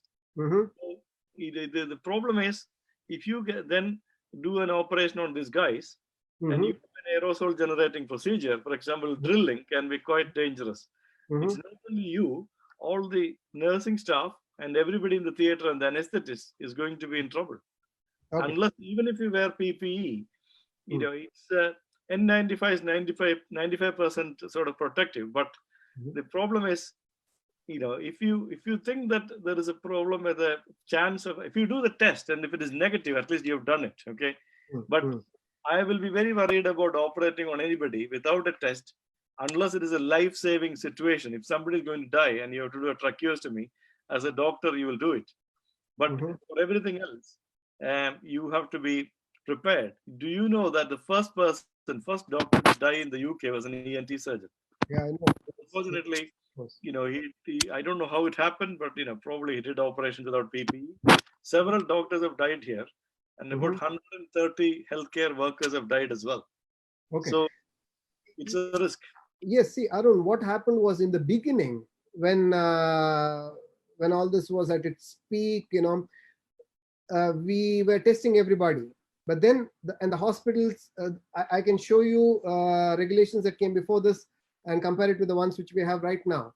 So then we realized that we can't really test everybody because there's so many people in an Indian context, and with an Indian background, you would agree with me that if after the lockdown, so during the lockdown we had like 2 patients every day. Now we have 20, and I'm sure that in less than 2 weeks' time we'll be back to more or less our normal usual number of patients, which is close to 100 patients every day. Now, can we test all 100? We don't have the capacity at this point of time. So this is what is the reality, and this is how we are dealing with this. And I know that a lot of Indians are watching this. So these are guidelines that most hospitals have, and I'm sure the guidelines which are followed in individual hospitals here, I'm showing Manipal, Apollo Spectra, a couple of places where I work, but these are percolating from the higher authorities. And I'm sure you'll have different protocols. So White Sea, what's your take? For us, actually, the testing, it will be difficult and limited by the availability, and our lab are limited. So we just do all the tests for positive contact symptomatic patients, and sometimes voluntary. So we didn't actually do all tests for every elective or emergency cases.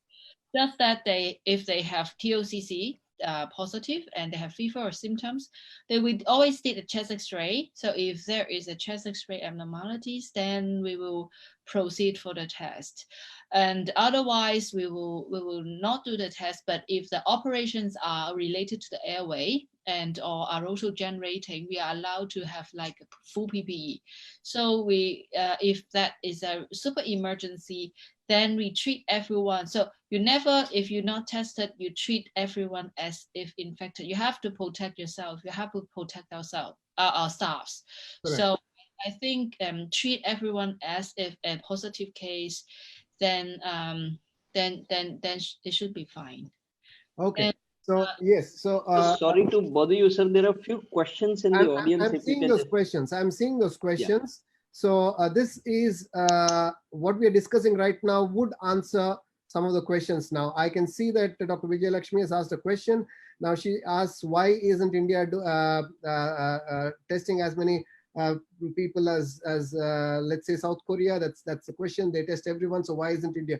I think the fact is that India is not prepared to handle 100 patients being tested in OPD in one hospital. In Bangalore, we have close to 100 hospitals. If you open up all of that, we are looking at thousands of patients. And I'm talking just about ENT OPD. And if you look at all the subspecialties put together, multiplied by all the hospitals that are there in Bangalore alone, we are looking at probably 10,000 or 15,000 OPD patients.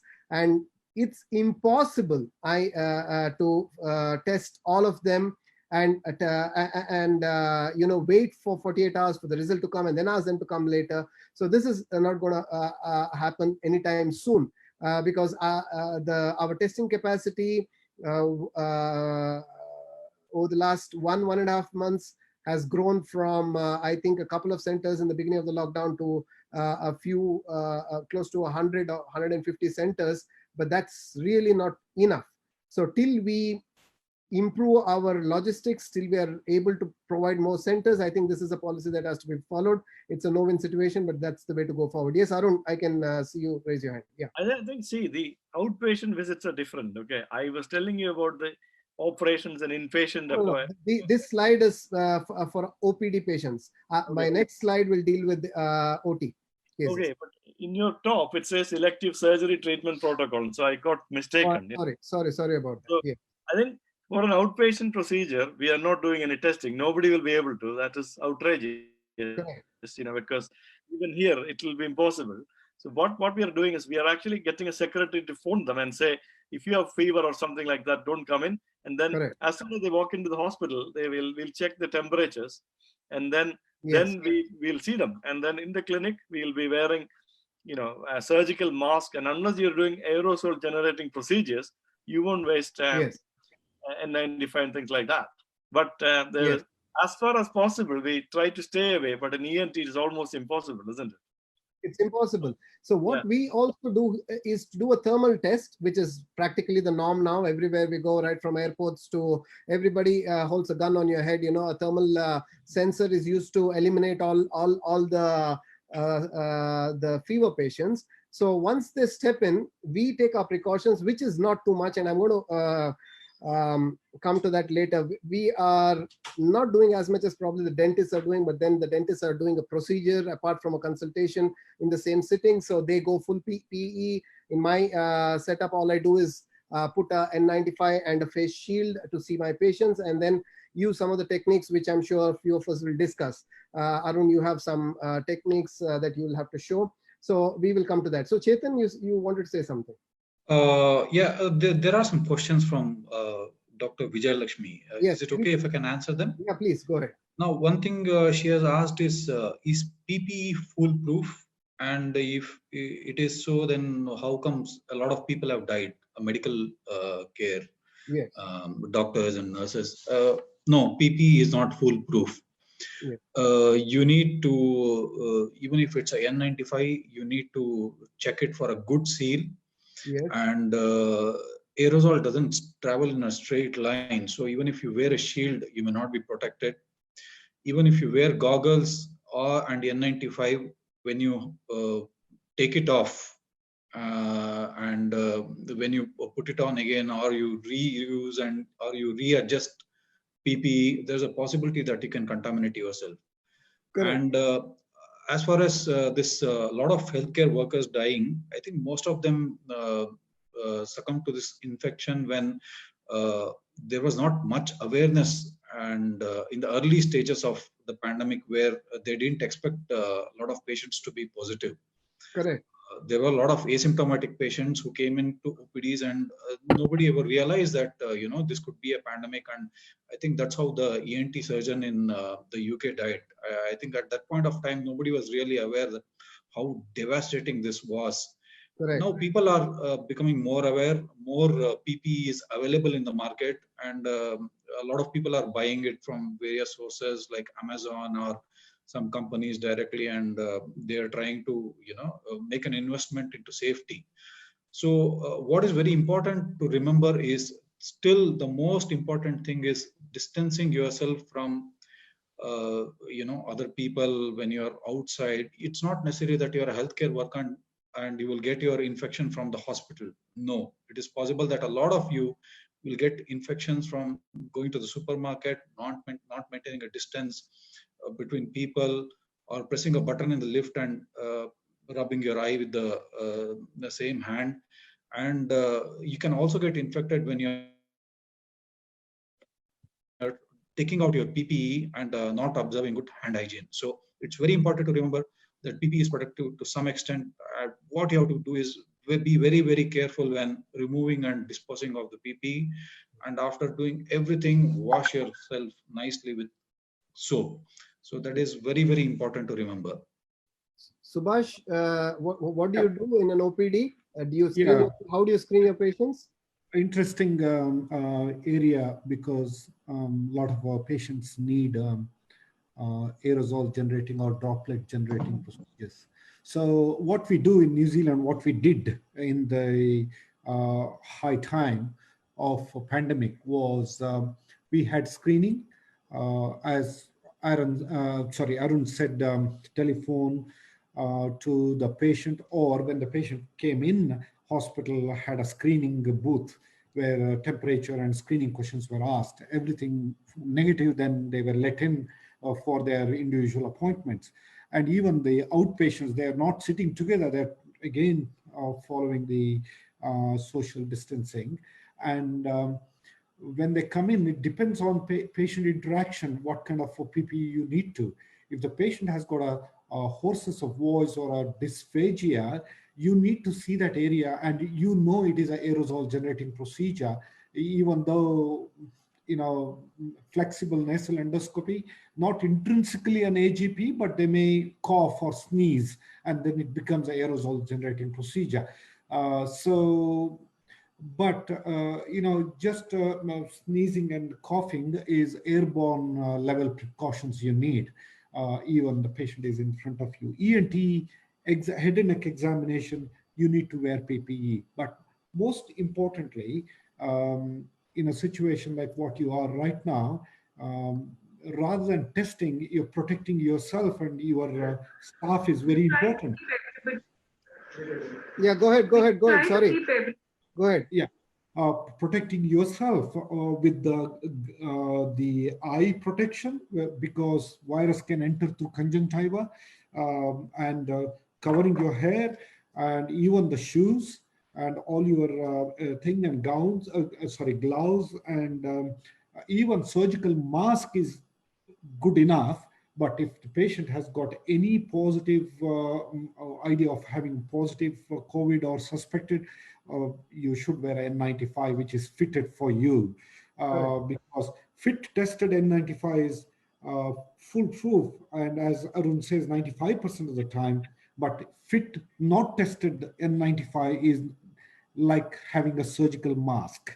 So you need to follow that. We followed that kind of thing. Now there is a issue here. Now in government setups, public health systems, it works. Now in a private hospital, in a private clinic, everything has to be charged to the patient. Now, if the doctor buys a certain number of sets, N95s, and so how do you divide this on the patient? So again, the cost factor.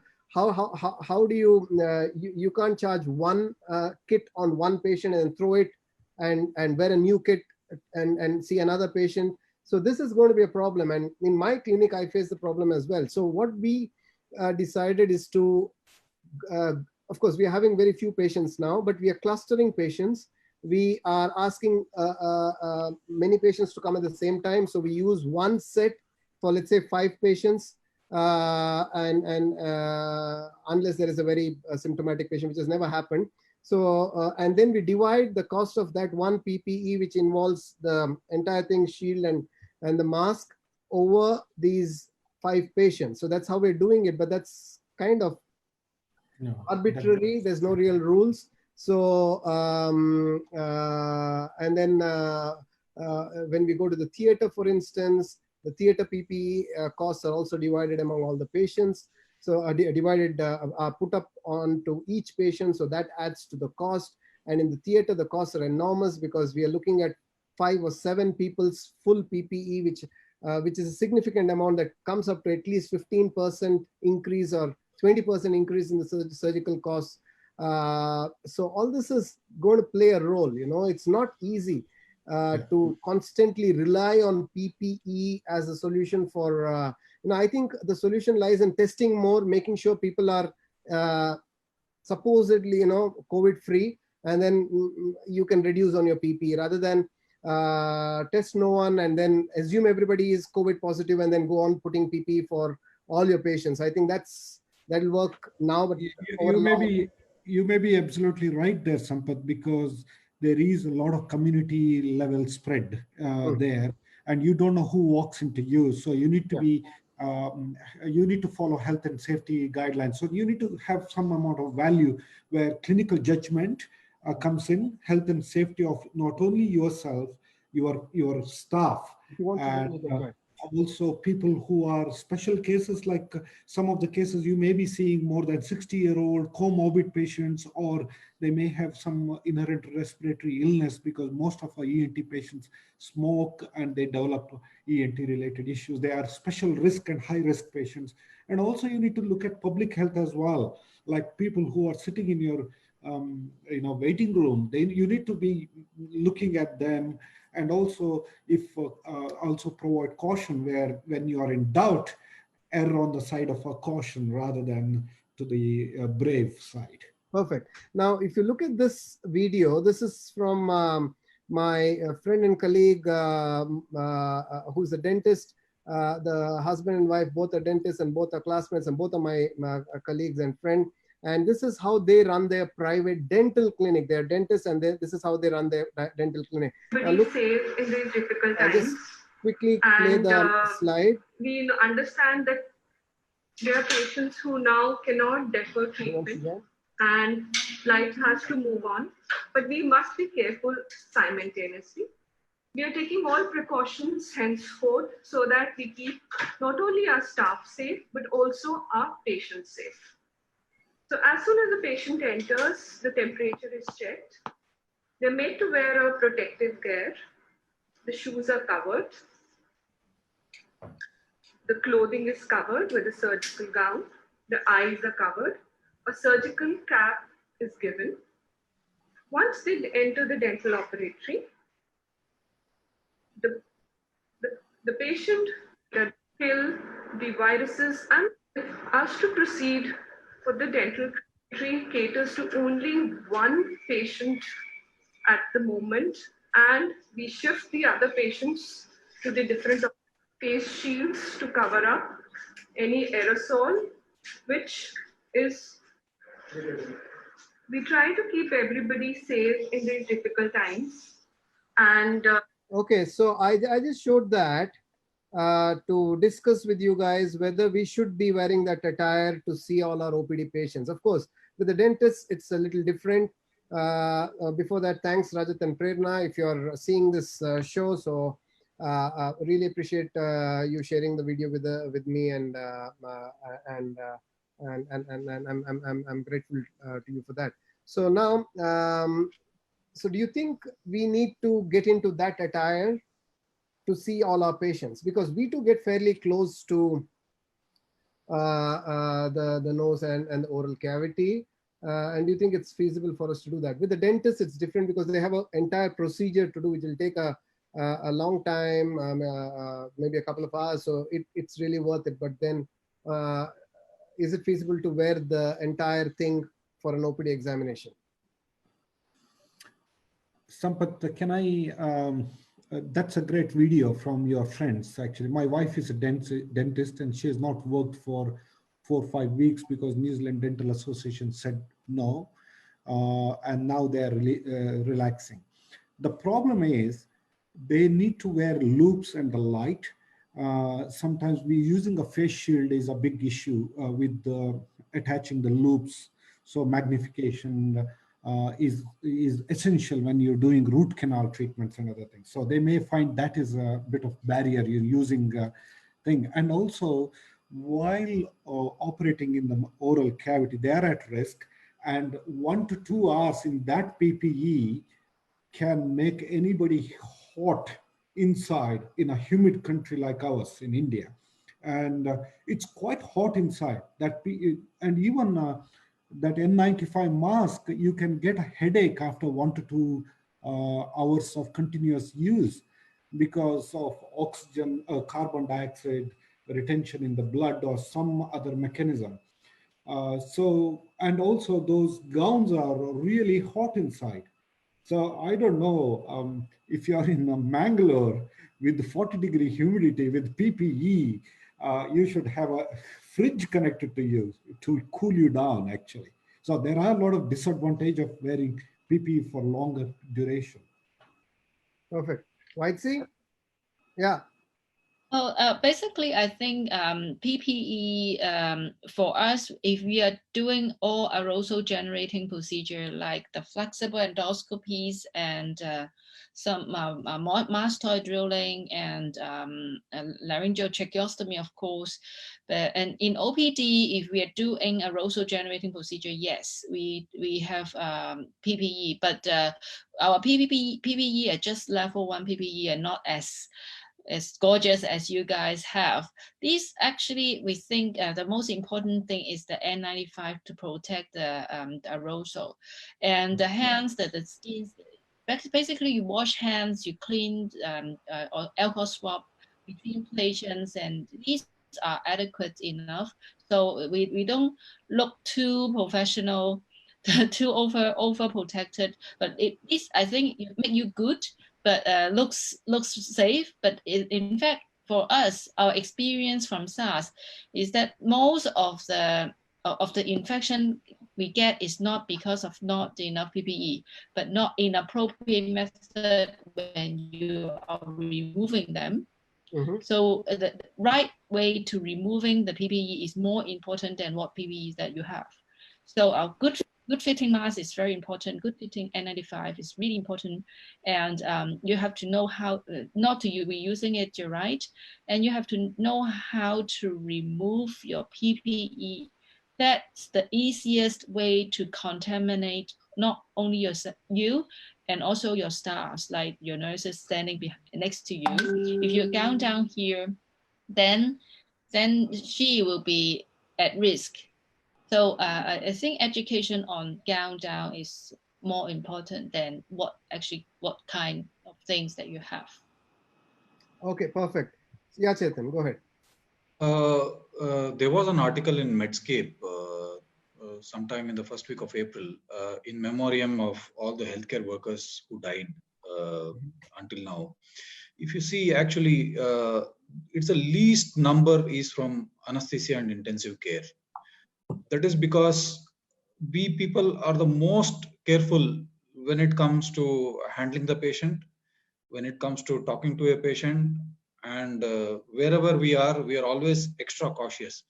And the most people who have died are like dentists and some nurse from radiography department or some cardiac surgeon who has possibly contracted the infection somewhere in the OPD. So I feel that the more careful you are, the better. The most important thing, like Vedzi pointed out, is the N95 mask and protect yourself with a shield. That is the minimum. Rest of it, whatever you can wear and you can tolerate for longer hours, it's better. But N95 mask, a proper fitting one, is an absolute must. There should be no compromise on that. And like Dr. Subhash was mentioning that his wife is a dentist. Can I suggest something? You can wear swimming goggles, which is not worn very tight, that can protect your eyes, and basically you have to be very careful when removing it and decontaminating it with soap and water. Okay, so we need to move a little quickly here because we have really excited. It's one of the longest webinars I think I've been a part of. It's close to 2.5 hours. So we'll wind up in the next 7 minutes is what I promised the organizers. Yes. So I'll quickly go through these slides. Now we were speaking about the OPD PPE. Now this is what I was made to wear for the couple of surgeries that I did recently. Now there is this first layer. If you see, you already begin to look like an astronaut. So this comes with the shoe case, shoe cover. So once you're done with the first layer, you get these kind of stares from the nurse. And then you go ahead, you start putting the second layer on. This is like a plastic thing, which is common with the HIV kits and all that.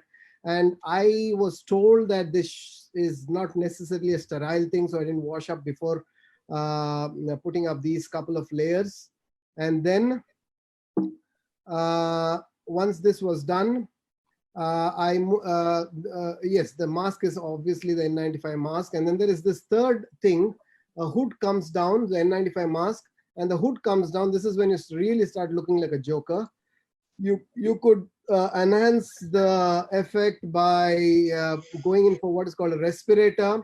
Now this is a respirator, so with the respirator you really look alien. That's I think when you really start looking funny to everybody around you. But then, so this is not in a sequence. So if you can see the cursor, this is the N95 mask being put, and then you look at this picture where I'm washing up now. So when you're washing up, you're already hot. The whole experience of going through the first 2 layers and then washing up makes you feel tired already, and then you wash up and then you get into this costume with the respirator on or with the N95. I took pictures with both. I had to do a little bit of removing and putting it back. But then this is the final picture you get either with the respirator or with the N95. There is actually a third layer. This is Were you operating on a COVID patient, Sampath? Sorry to bother. Pardon me? Were you operating on a COVID positive patient? No, I was not. Okay. But now we are, since again, we do not test all the surgical cases for COVID. Okay, again, that the protocol is to test only the most symptomatic ones, or more or less the same rules apply to the theater as well. So now what we have to do is to be hyperprotective ourselves. Now everybody wears this. The anesthetist wears this. Everybody is in this attire. So there is a third layer, which is the final gown that comes up after scrubbing, and then you wear your sterile gloves and other things. So with this, you start operating. And when you start operating, so that's the respirator. So when you start operating, and when you sit in front of the microscope, you realize that this is not going to work. Okay, so that's what happened with the cases that I did. I just did a couple of cases after the shutdown. Now I felt too suffocated. I started working under the microscope. It was uncomfortable, and I don't think I'll ever go through the whole costume again. So what I did was I took off the mask, I put a goggles on, and with the N95 mask, I put a smaller head cap which covered my neck effectively, and then I went ahead and started using the microscope. Now I get irritated by just simple spectacles as well. I don't wear specs. I don't wear shades and other things. I don't like them. So the fact that this so-called swimming goggles was on my eyes also irritated me. But I had to go ahead and do the procedure with this. So it came to that. So this whole attire really sucks. I wouldn't want to, I can't think of a career where this goes on and on, 1 or 2 times, 3 times, okay, but I really don't think I'll get used to this. If you ask me if I would put all the layers on, no. I think I'll try to reduce as much as possible and see what can be done. So this really doesn't work. The OTPPE for me is very uncomfortable when it comes to surgeries, and I'm talking about ear otological drilling procedures. Endoscopic procedure, I've not got to do one yet. I've not gotten a FES or one of these cases to do yet. There, I think things will be easier because you're looking at the microscope, you're standing away, you're not really putting your head on to something very close by like a microscope. So I think things will be better. I don't know how Subhash manages with a head and neck case. We need to ask him. But this is what I personally felt after the first couple of cases that I did with the entire costume on. So Arun, you're raising your hand. Go ahead. I think, see, I'm currently doing some research onto this actually, and all of yesterday was spent in doing that. The problem is the microscope, you're supposed to, there is an ideal working distance. And, that is called the eye relief. And the company is not revealing me what the eye relief is, in spite of me asking repeatedly.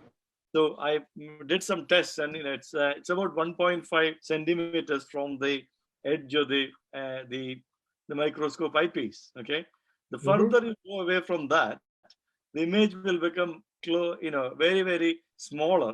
And then what happens is it's almost, when you wear a proper eye protector, which will shield it completely, it is going to be almost impossible to operate with the microscope unless you go for a custom-made sort of eye protector that like swimming goggles. But then what happens is all of your face is exposed.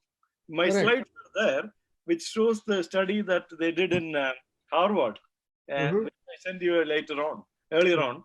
And that shows that in drilling, there is going to be a lot of aerosol. And even if you put a drape on the microscope covering the patient, these aerosols we are talking about is 100 microns is the size of the, 125 micron is the size of the normal coronavirus. Okay, so we can only assume that this is the size. So if you put a swimming goggles, what will happen is then your whole of your face will be covered, and even if you take it off and wash your face, you're going to get it into your eyes. I'm actually doing some other research activity, trying a custom-made facial shield, as well as this distance measurement as well. I'll let you know as soon as I've done that. Looking forward, really. That's this is a serious problem, and I think for all otologists who are dealing with the microscope regularly, we need to find out something. I personally found it very. Now, ENT UK has come out with a series of slides, which I'm sure you've seen and you're familiar with. Now, there's a certain way of draping that they recommend. The usual draping is done on the microscope, and then another microscope drape is taken. The eyepiece lens, sorry, not the eyepiece, the lens part of the drape is cut out and stuck to the lens, but the rest of the drape is reverse draped onto the patient, and you work under the drape. Well, I haven't tried this out, but looks interesting, and I think anything would be better than this PP that's given to me. That's what Sampath, that's what our otologists do. They drape the microscope, another drape is reversed on, but it catches to your drill sometimes, so you need to make a tent out of it. What you want is that those bone and mucosal test. Yes, Subhash, the problem again is, how do you give your instruments? How does a nurse give your instruments from under the drape? So that again is an issue. You make a special hole for that as well. There is, that's away from your operating area, just slightly away. So there should be some compromise there, it's unfortunate. Correct. One of my friends have made a video about how to do the endoscopic sinus surgery. So he used a shield, and then the nurse is on the other side, and she's using, the handles of a microscope shield to pass on the instruments. So it's something like that will have to be thought of, but it's still not going to be like without any, any shield, because you can't see the operating field. But an endoscopic sinus surgery is still okay. It's you can still wear all this, and your hands are away, and the monitor is much further away. So it won't cause you that kind of claustrophobic feeling that comes in when you have the eyepiece and the mask together. So you cannot use a microscope with the eye protector unless somebody comes up with a custom-made version of these things. Correct. Okay, Correct. So I'm trying to do it. So I'll let you know as soon as I can't tell you anything more. Absolutely. Top secret. Yes, we will wait for it. I think you will be a savior for all ENT surgeons. Whitesea, you have anything to say? No, we don't have these kind of respirators. We just I think in that sense, doing a microscopic surgery with any kind of mask or PPE will be extremely difficult, and the bone dust will be full of your body. And for me, I would prefer an exoscope. So okay. Yeah. I think it's a good opportunity for all the endoscopic ENT surgeons to promote the concept not only for its merits but also for the sake of COVID, because an endoscopic ear surgery would solve all the problems. It's not only with exoscope. So exoscope is even better Of course, yes, yeah. External views, and then you can do all the microscopy, even hand surgeries. It's not limited to otology. I think that's true. Exoscopes will come up in a big way. I think whichever company, I think Karl Storz makes those exoscopes. I think that's going to be the in thing now if COVID is here to stay. Right. So Subhash, anything else? Head and neck surgery. How do you go about doing your head and neck surgery? We carried on when otologists and rhinologists went out of job for a while. These are your slides, by the way. Yeah.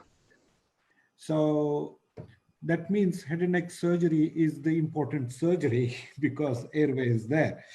But saying that, skull-based surgeons, there was a large meningioma they causing brain compression. They wanted to do the surgery, but they postponed it for a week.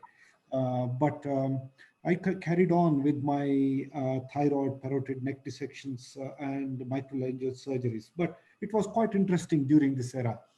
So there were a lot of barriers. Diagnostic consultation was difficult. Unless I see larynx or look at the tongue base, I couldn't do anything. So there are a lot of issues as we discussed. Pre-surgical screening and as you know, the basic science of viral replication. I think Chethan was talking about that. AGP, that is aerosol generating procedures like diagnostic tonsillectomy, tongue-based biopsies, microlaryngeal biopsies, were all aerosol generating procedures anyway, and even the suction and tracheostomy. That was the big issue because ENT is responsible for tracheostomy. These are your slides, Subhash, these are your slides in case you want to. Yeah. And just I'll go through the tracheostomy part of it because I'm sure most of our audience are involved in the tracheostomy. So tracheostomy is considered as an aerosol generating procedure, as you all know, and it is 6.6 odds ratio to contact COVID infections. So all our patients, we thought, okay, let's get tracheostomy guidelines. ENT UK helped us, and the New Zealand Society and Australian Society came up. But what we used was quite a local context. So we didn't do any tracheostomy for 2 to 3 weeks following intubation, no elective tracheostomy. And if they really need a tracheostomy, we went, asked for a negative pressure room in ICU. So that's very important for us. And complete muscular paralysis. And we didn't use electrocautery. We used a lot of local anesthetic. And we covered patients' mouth with the surgical mask. And we did the procedure. And carefully with all the PPE gear, with the eye protection, helmets, and rest of the stuff. And we did not exchange the tracheostomy tube immediately. We usually do 24 to 48 hours or 72, but we did not do that because even exchange of the tracheostomy tube was a high-risk procedure. Can I suggest something here? Yeah. Subhash, when you put the surgical mask on the patient, what you can do is you can keep nasal prongs at less than 2 liters flow, 2 liters or less. that will continue to give some apneic oxygenation to the patient. There will be a laminar flow. Yeah. So rather than just putting the surgical mask, you can put nasal prongs, and over that you can put surgical mask and keep the flow low. Yeah. Yeah, that's it. That's good point, Chethan. Thank you. And that's how we did. And we didn't go to ICU afterwards unless we were called. And microlaryngeal surgery, we did not use any jet vents because jet vents is a very strong aerosol generating. And anesthetics had quite a lot of protocols by themselves from Australasian Anesthetic College. We used a lot of smoke evacuators when we used the lasers on the larynx. And we didn't do unnecessary surgery because all the surgeries we did went through a committee, and we had to argue that this procedure had to be done because this is the indication. This is the real indication, and that's what we had to argue with the people who were naysayers. No, it doesn't need to be done. So in a public hospital, it was very difficult. But in private, because you do a decision making with the patient to take them to the theater, you need to think about everything, all the protocol driven surgical practice at this stage when the community spread is around. Okay, right. So we move ahead to the last portion of our presentation. So Chair Vaitsi, can you just go take us to the next few slides? And from now on, we need to be a little quick because we have just about 5 minutes before we wind up.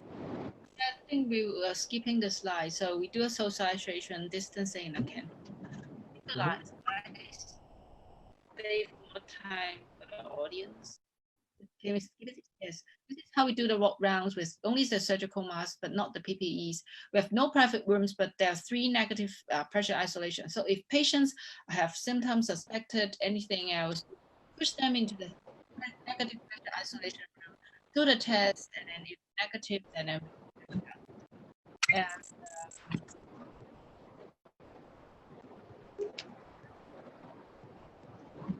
so initially in the clinic, up to 80% attendance, and we minimize the PPE use and the patient's outflow. But now basically we're almost normal, and with that, in 3 months' time, we accumulated more than 10,000 patients visits. Next. And so these are our recommendations in different settings. So we do hand hygiene in every settings, but for all aerosol generating procedure, like just toileting the ear, examination of the ear, talking to the patient without a nasal examination, these we consider non-aerosol generation. We just use surgical mask in order to save our N95 data. But if any aerosol generating procedure, then we use N95 and eye protections, hair covers, disposable gowns are recommended. Disposable means no double use, so single use gowns would be recommended. Next one. So these are the recommendations. I don't repeat it. You have mentioned it. Next one. So this is how we do mask fitting test. So we have different styles, different types of N95 from different countries, different size. So we do individual testing for every medical staff. With connection to a tester, so we will test how many. We do different procedures and test moving our head, smiling, talking, and see how the air leaks from the mask. So these tests are important to make sure that the N95 were fit to you, your individual. So since then, you will remember the size of the mask, and every time you will use N95 and provided by the next one.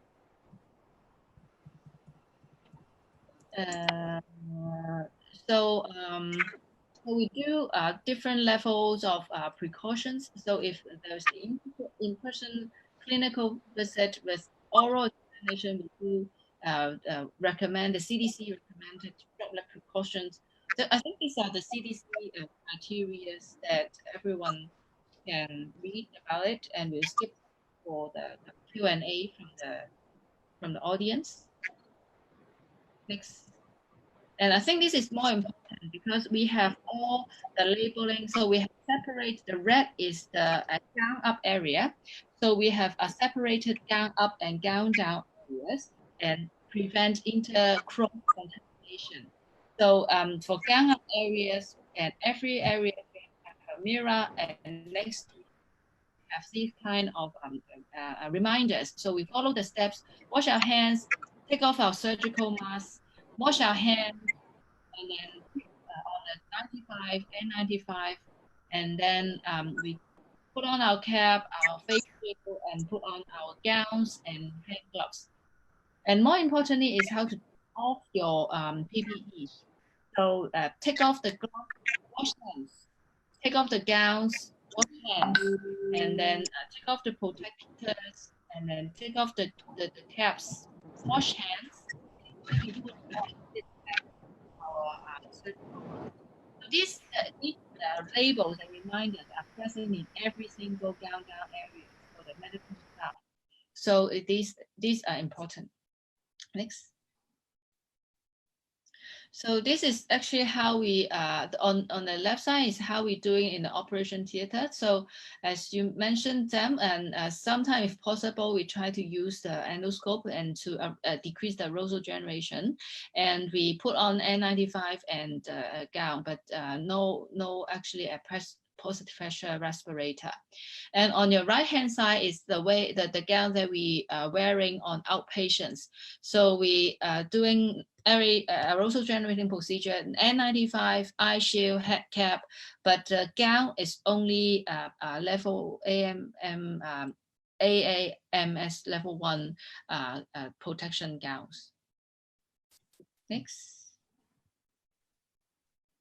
So for the teleconsultations, I would say for us, we didn't do a lot of teleconsultations after, because especially these are the steps that are recommended and by the healthcare private limited, but we are public hospitals and we do worry about the patient privacies.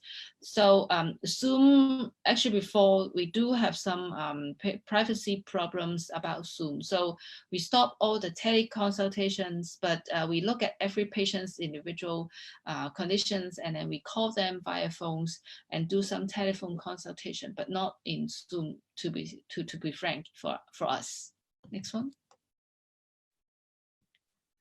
And since there is one case report showing there is endoscopic pituitary adenoma, afterwards a lot of medical staff inside the same patients got infected. So that makes us super aware of the sinus operations during the surgery. So we treat every patient as if a COVID positive, and we wear N95 and during nasal and scalp-based surgery. Next.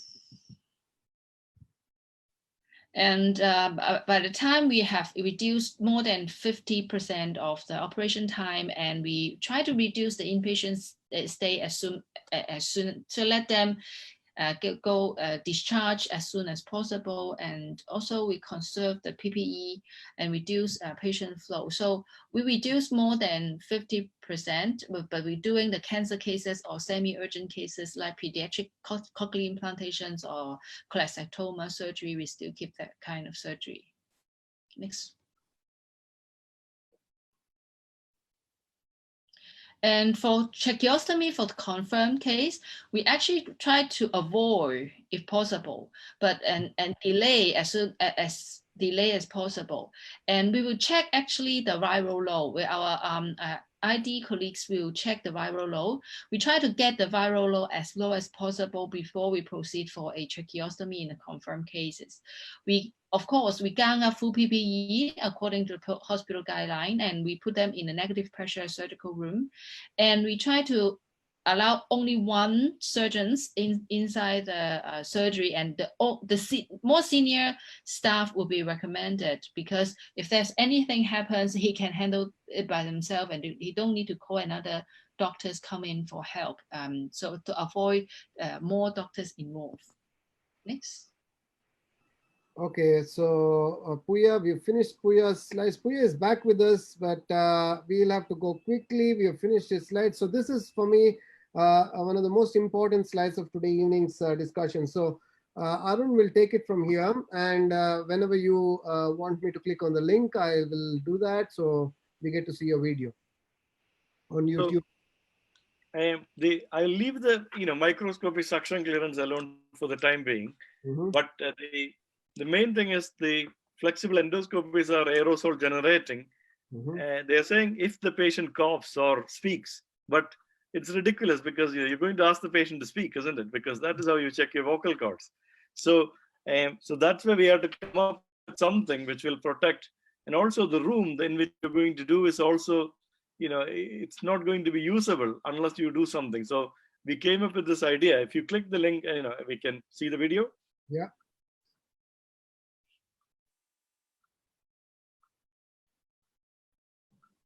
Are we seeing it? Where are we seeing everyone. it? I am Arun Iyer. I'm a consultant ENT surgeon based in University Hospital, Monklands in Lanarkshire. I, along with my colleagues, May, Anessa, and Nick Calder, have developed a technique to reduce aerosol. Were you seeing that a while back? No, so your screen sharing is stopped actually. Okay. So what I have to do is go back to Zoom and share screen. And there it is. No, not that one, this one. Okay. Optimize video. Okay, share. This is the beginning of the video. Can you see it, all of you? Yes. Hi, everyone. I am Arun Iyer. I'm a consultant ENT surgeon based in University Hospital, Monklands in Lanarkshire. I, along with my colleagues, May, Anessa, and Nick Calder, have developed a technique to reduce aerosol formation when performing flexible endoscopic examination of the nose and larynx. This uses resources that is already available in the hospital. So I'll show you what the things you need. You need a closed anesthetic face mask, which comes in various sizes to fit the patient properly.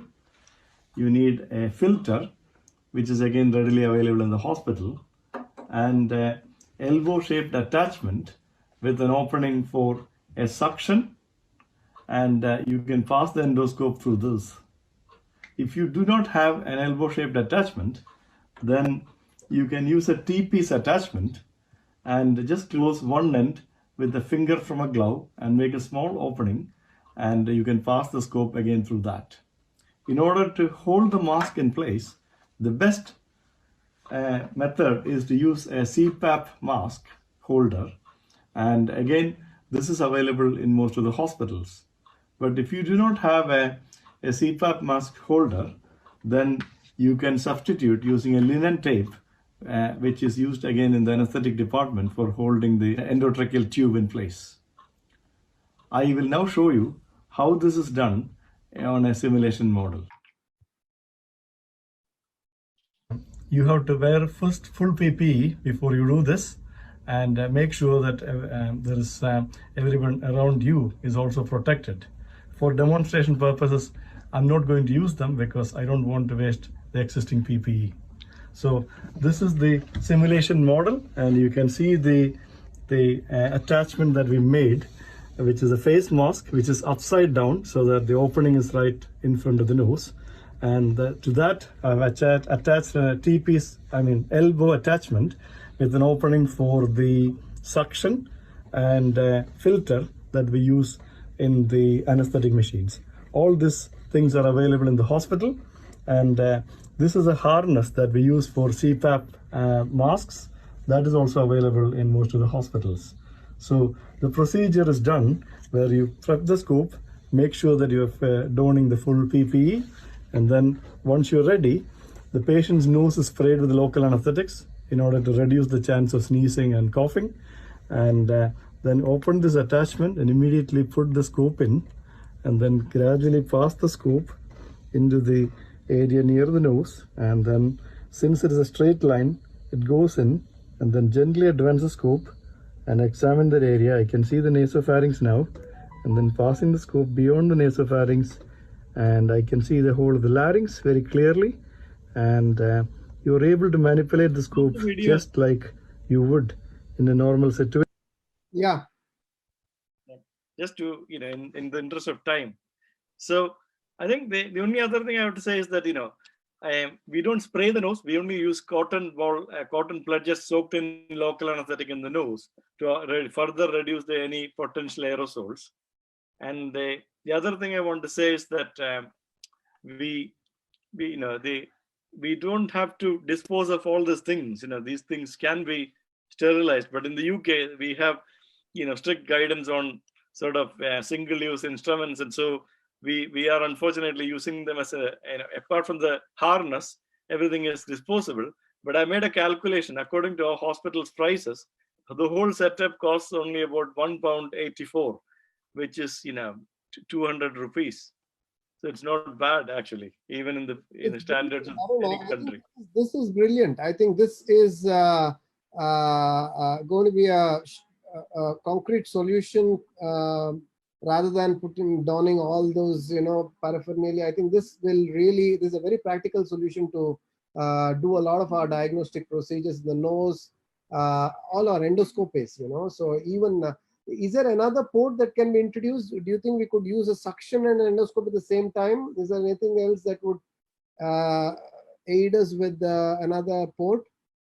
You can actually buy specialist sort of endoscopic masks. Mm-hmm. I made this video at the time of the pandemic, and we didn't have to waste time and looking for these things.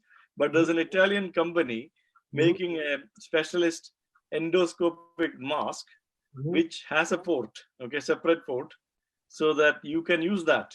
Oh, and the only problem is the opening. There's another opening here as well, so you'll have to use that for patients breathing. Mm-hmm. So that endoscopic mask has got 2 ports. So I wrote to them and emailed them and all about a month ago, but somehow they haven't responded to me. Initially, I got an email saying that we'll get back to you, but I don't know. I think nothing has happened. By the end of this pandemic, I think you're going to be a rich man. You're going to do something you're going to patent, and we'll all be paying money to your company, I guess. So Puya, good to see you back. Sorry to bother you, sir, but can we have some closure to this, sir? Yes. We are done with all our slides. The last couple of slides. Chethan, I think we have discussed most of what you had. Yeah, most of it we have discussed. I think we can skip all that. Yeah, we'll skip it, and I'll go to the last couple of slides. Puya, do you have anything to add to the OPD procedures to all the problems that we face in the OPD or in the theater? Any? Puya, your mic. Can the organizers switch on the mic? Can the organizers switch on? Yes.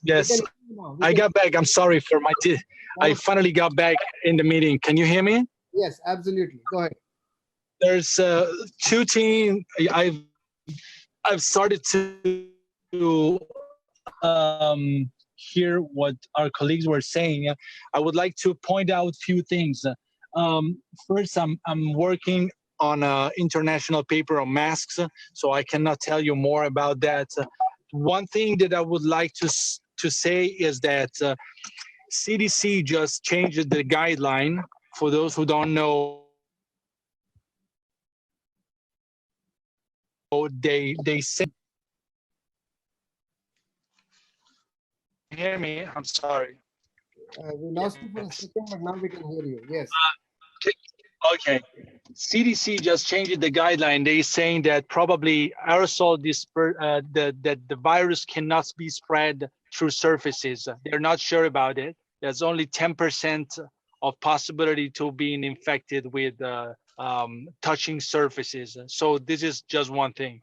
The other thing that I would like to say that when you do an endoscopy, or even if you're doing the nasopharyngeal swab, If the problem is that you have to discriminate for aerosol dispersion or droplets, which is different.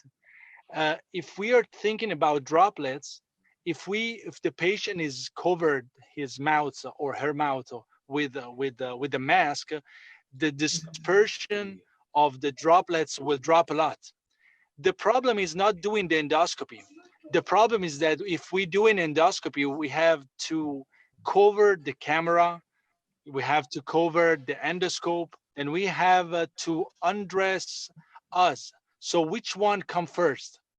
Do we have to undress ourselves before undress the camera, or reverse?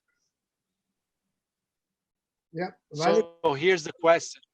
So here's the question, and that's the problem. That's for endoscopic sinus procedures, or for diagnostic, that's the main issues.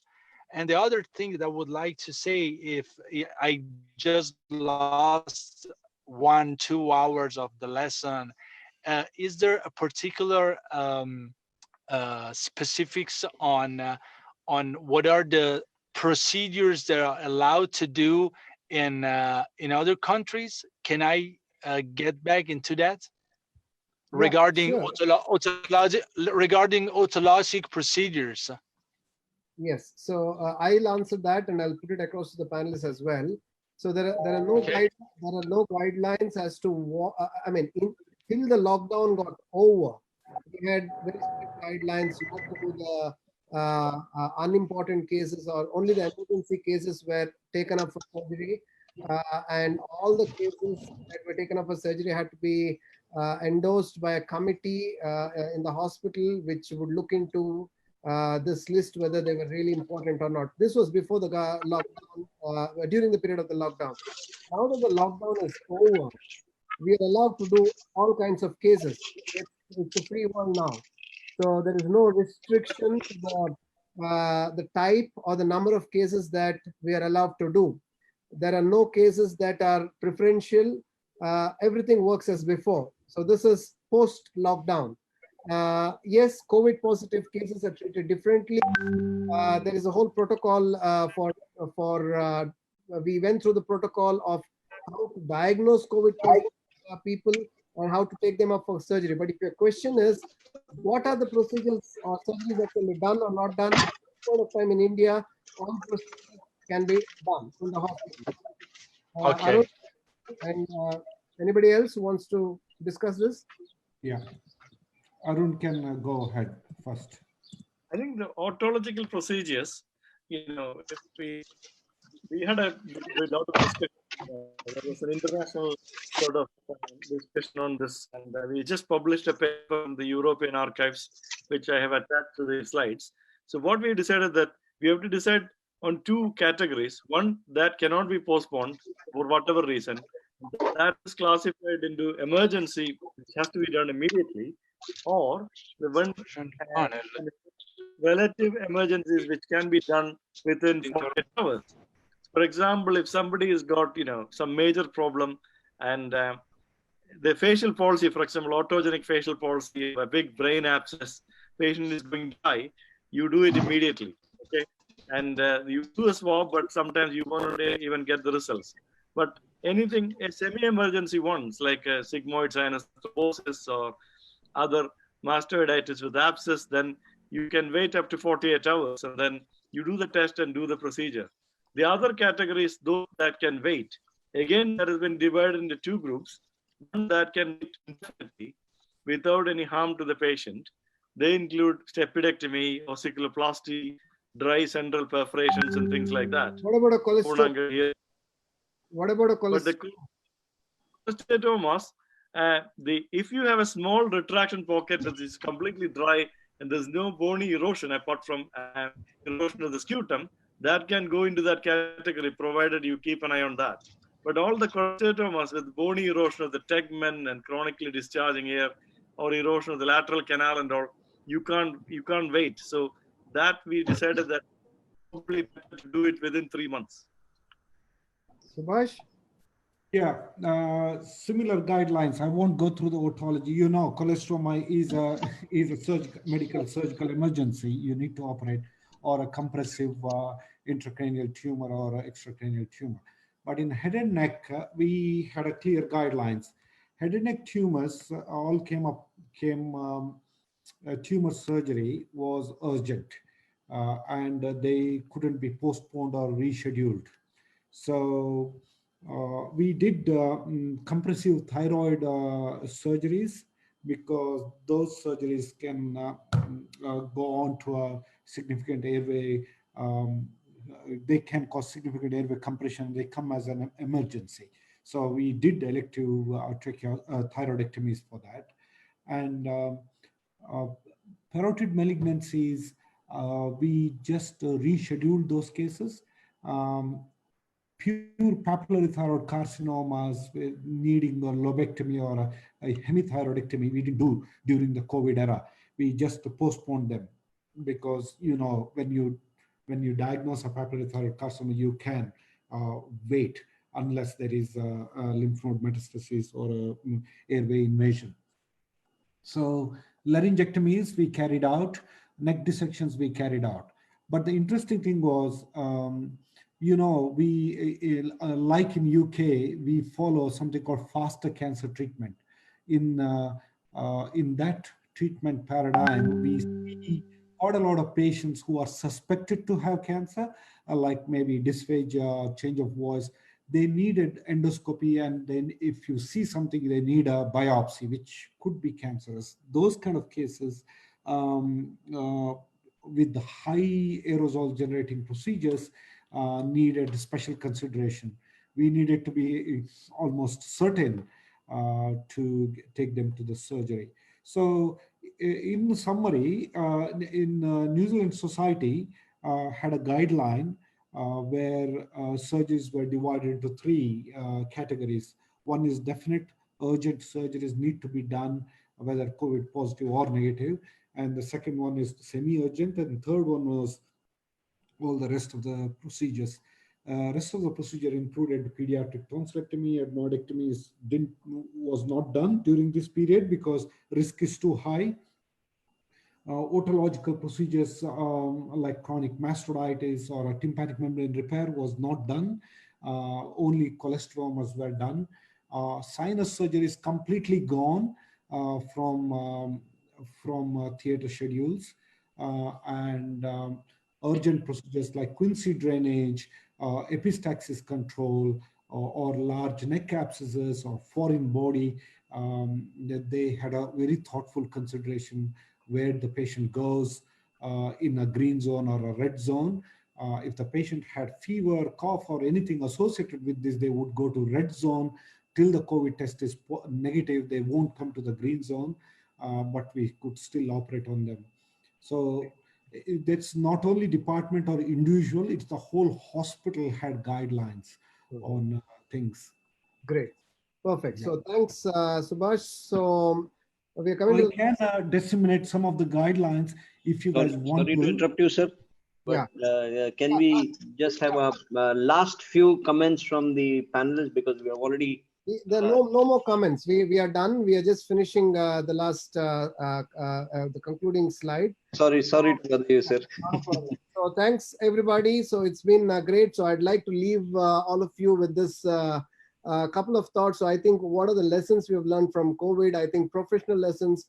We have to accept that an existential threat exists, and we have to continue to live with what is with us, and we have to also prepare ourselves for a future worse pandemic. So these are lessons that we can take forward in case, because viruses will never stop to come. I'm sure economically there'll be a lot of take-home messages. The non-essential jobs will soon be identified, and hopefully as doctors we consider our jobs to be more essential jobs, and the governments will probably start investing on public health systems and more essential jobs in place of non-essential jobs. Philosophically, I would like to conclude again by saying, do not take the world for granted, appreciate what one has, and learn to love the people around oneself. Life is always not forever. So, so the fundamental key to addressing a crisis, as told by Tanveer Nasir, is for our leaders to not only be honest about the situation and what you're going to do about it, but that you do so with clarity, humility, and heart, so as to remind people we are in this together. So thanks once again to this wonderful group of people who've been with us today, panelists, organizers, and the participants who've bared this 3-hour marathon. It's one of my longest webinars. And thanks for participating. Thanks for being. It's an absolute pleasure, honor, and a privilege. So I think it's nice. Thank you. Thank you, Sampath. Thank you, and the audience who are really patient. And most of your questions are not answered. We are very sorry about that, but probably next time. Yes, it's a hot topic. It needs to be debated more and more. So thanks everybody. Good night. Thank you everyone. Good night. Thanks for joining us so late. It's been great having you. Thanks. Great to know, Chethan. Great to see you again, Arun. We should share the whiskey and Dr. Ved, thank you very much from down south New Zealand. Thank you. See you. Thank you. Nice meeting you all. Thanks, Dr. Nice meeting you all. Arun, White, Subhash, bye bye. Oh, thank you, Subhash. Yeah. Thanks, Dr. Sampath Chandra Rao. It's a pleasure. And thanks all panelists for joining us on this occasion. Thanks and good night to all the attendees. And thank you, at the end, be safe because you are the front runners and we need more you to be safe. So please be safe. Thanks. Thank you.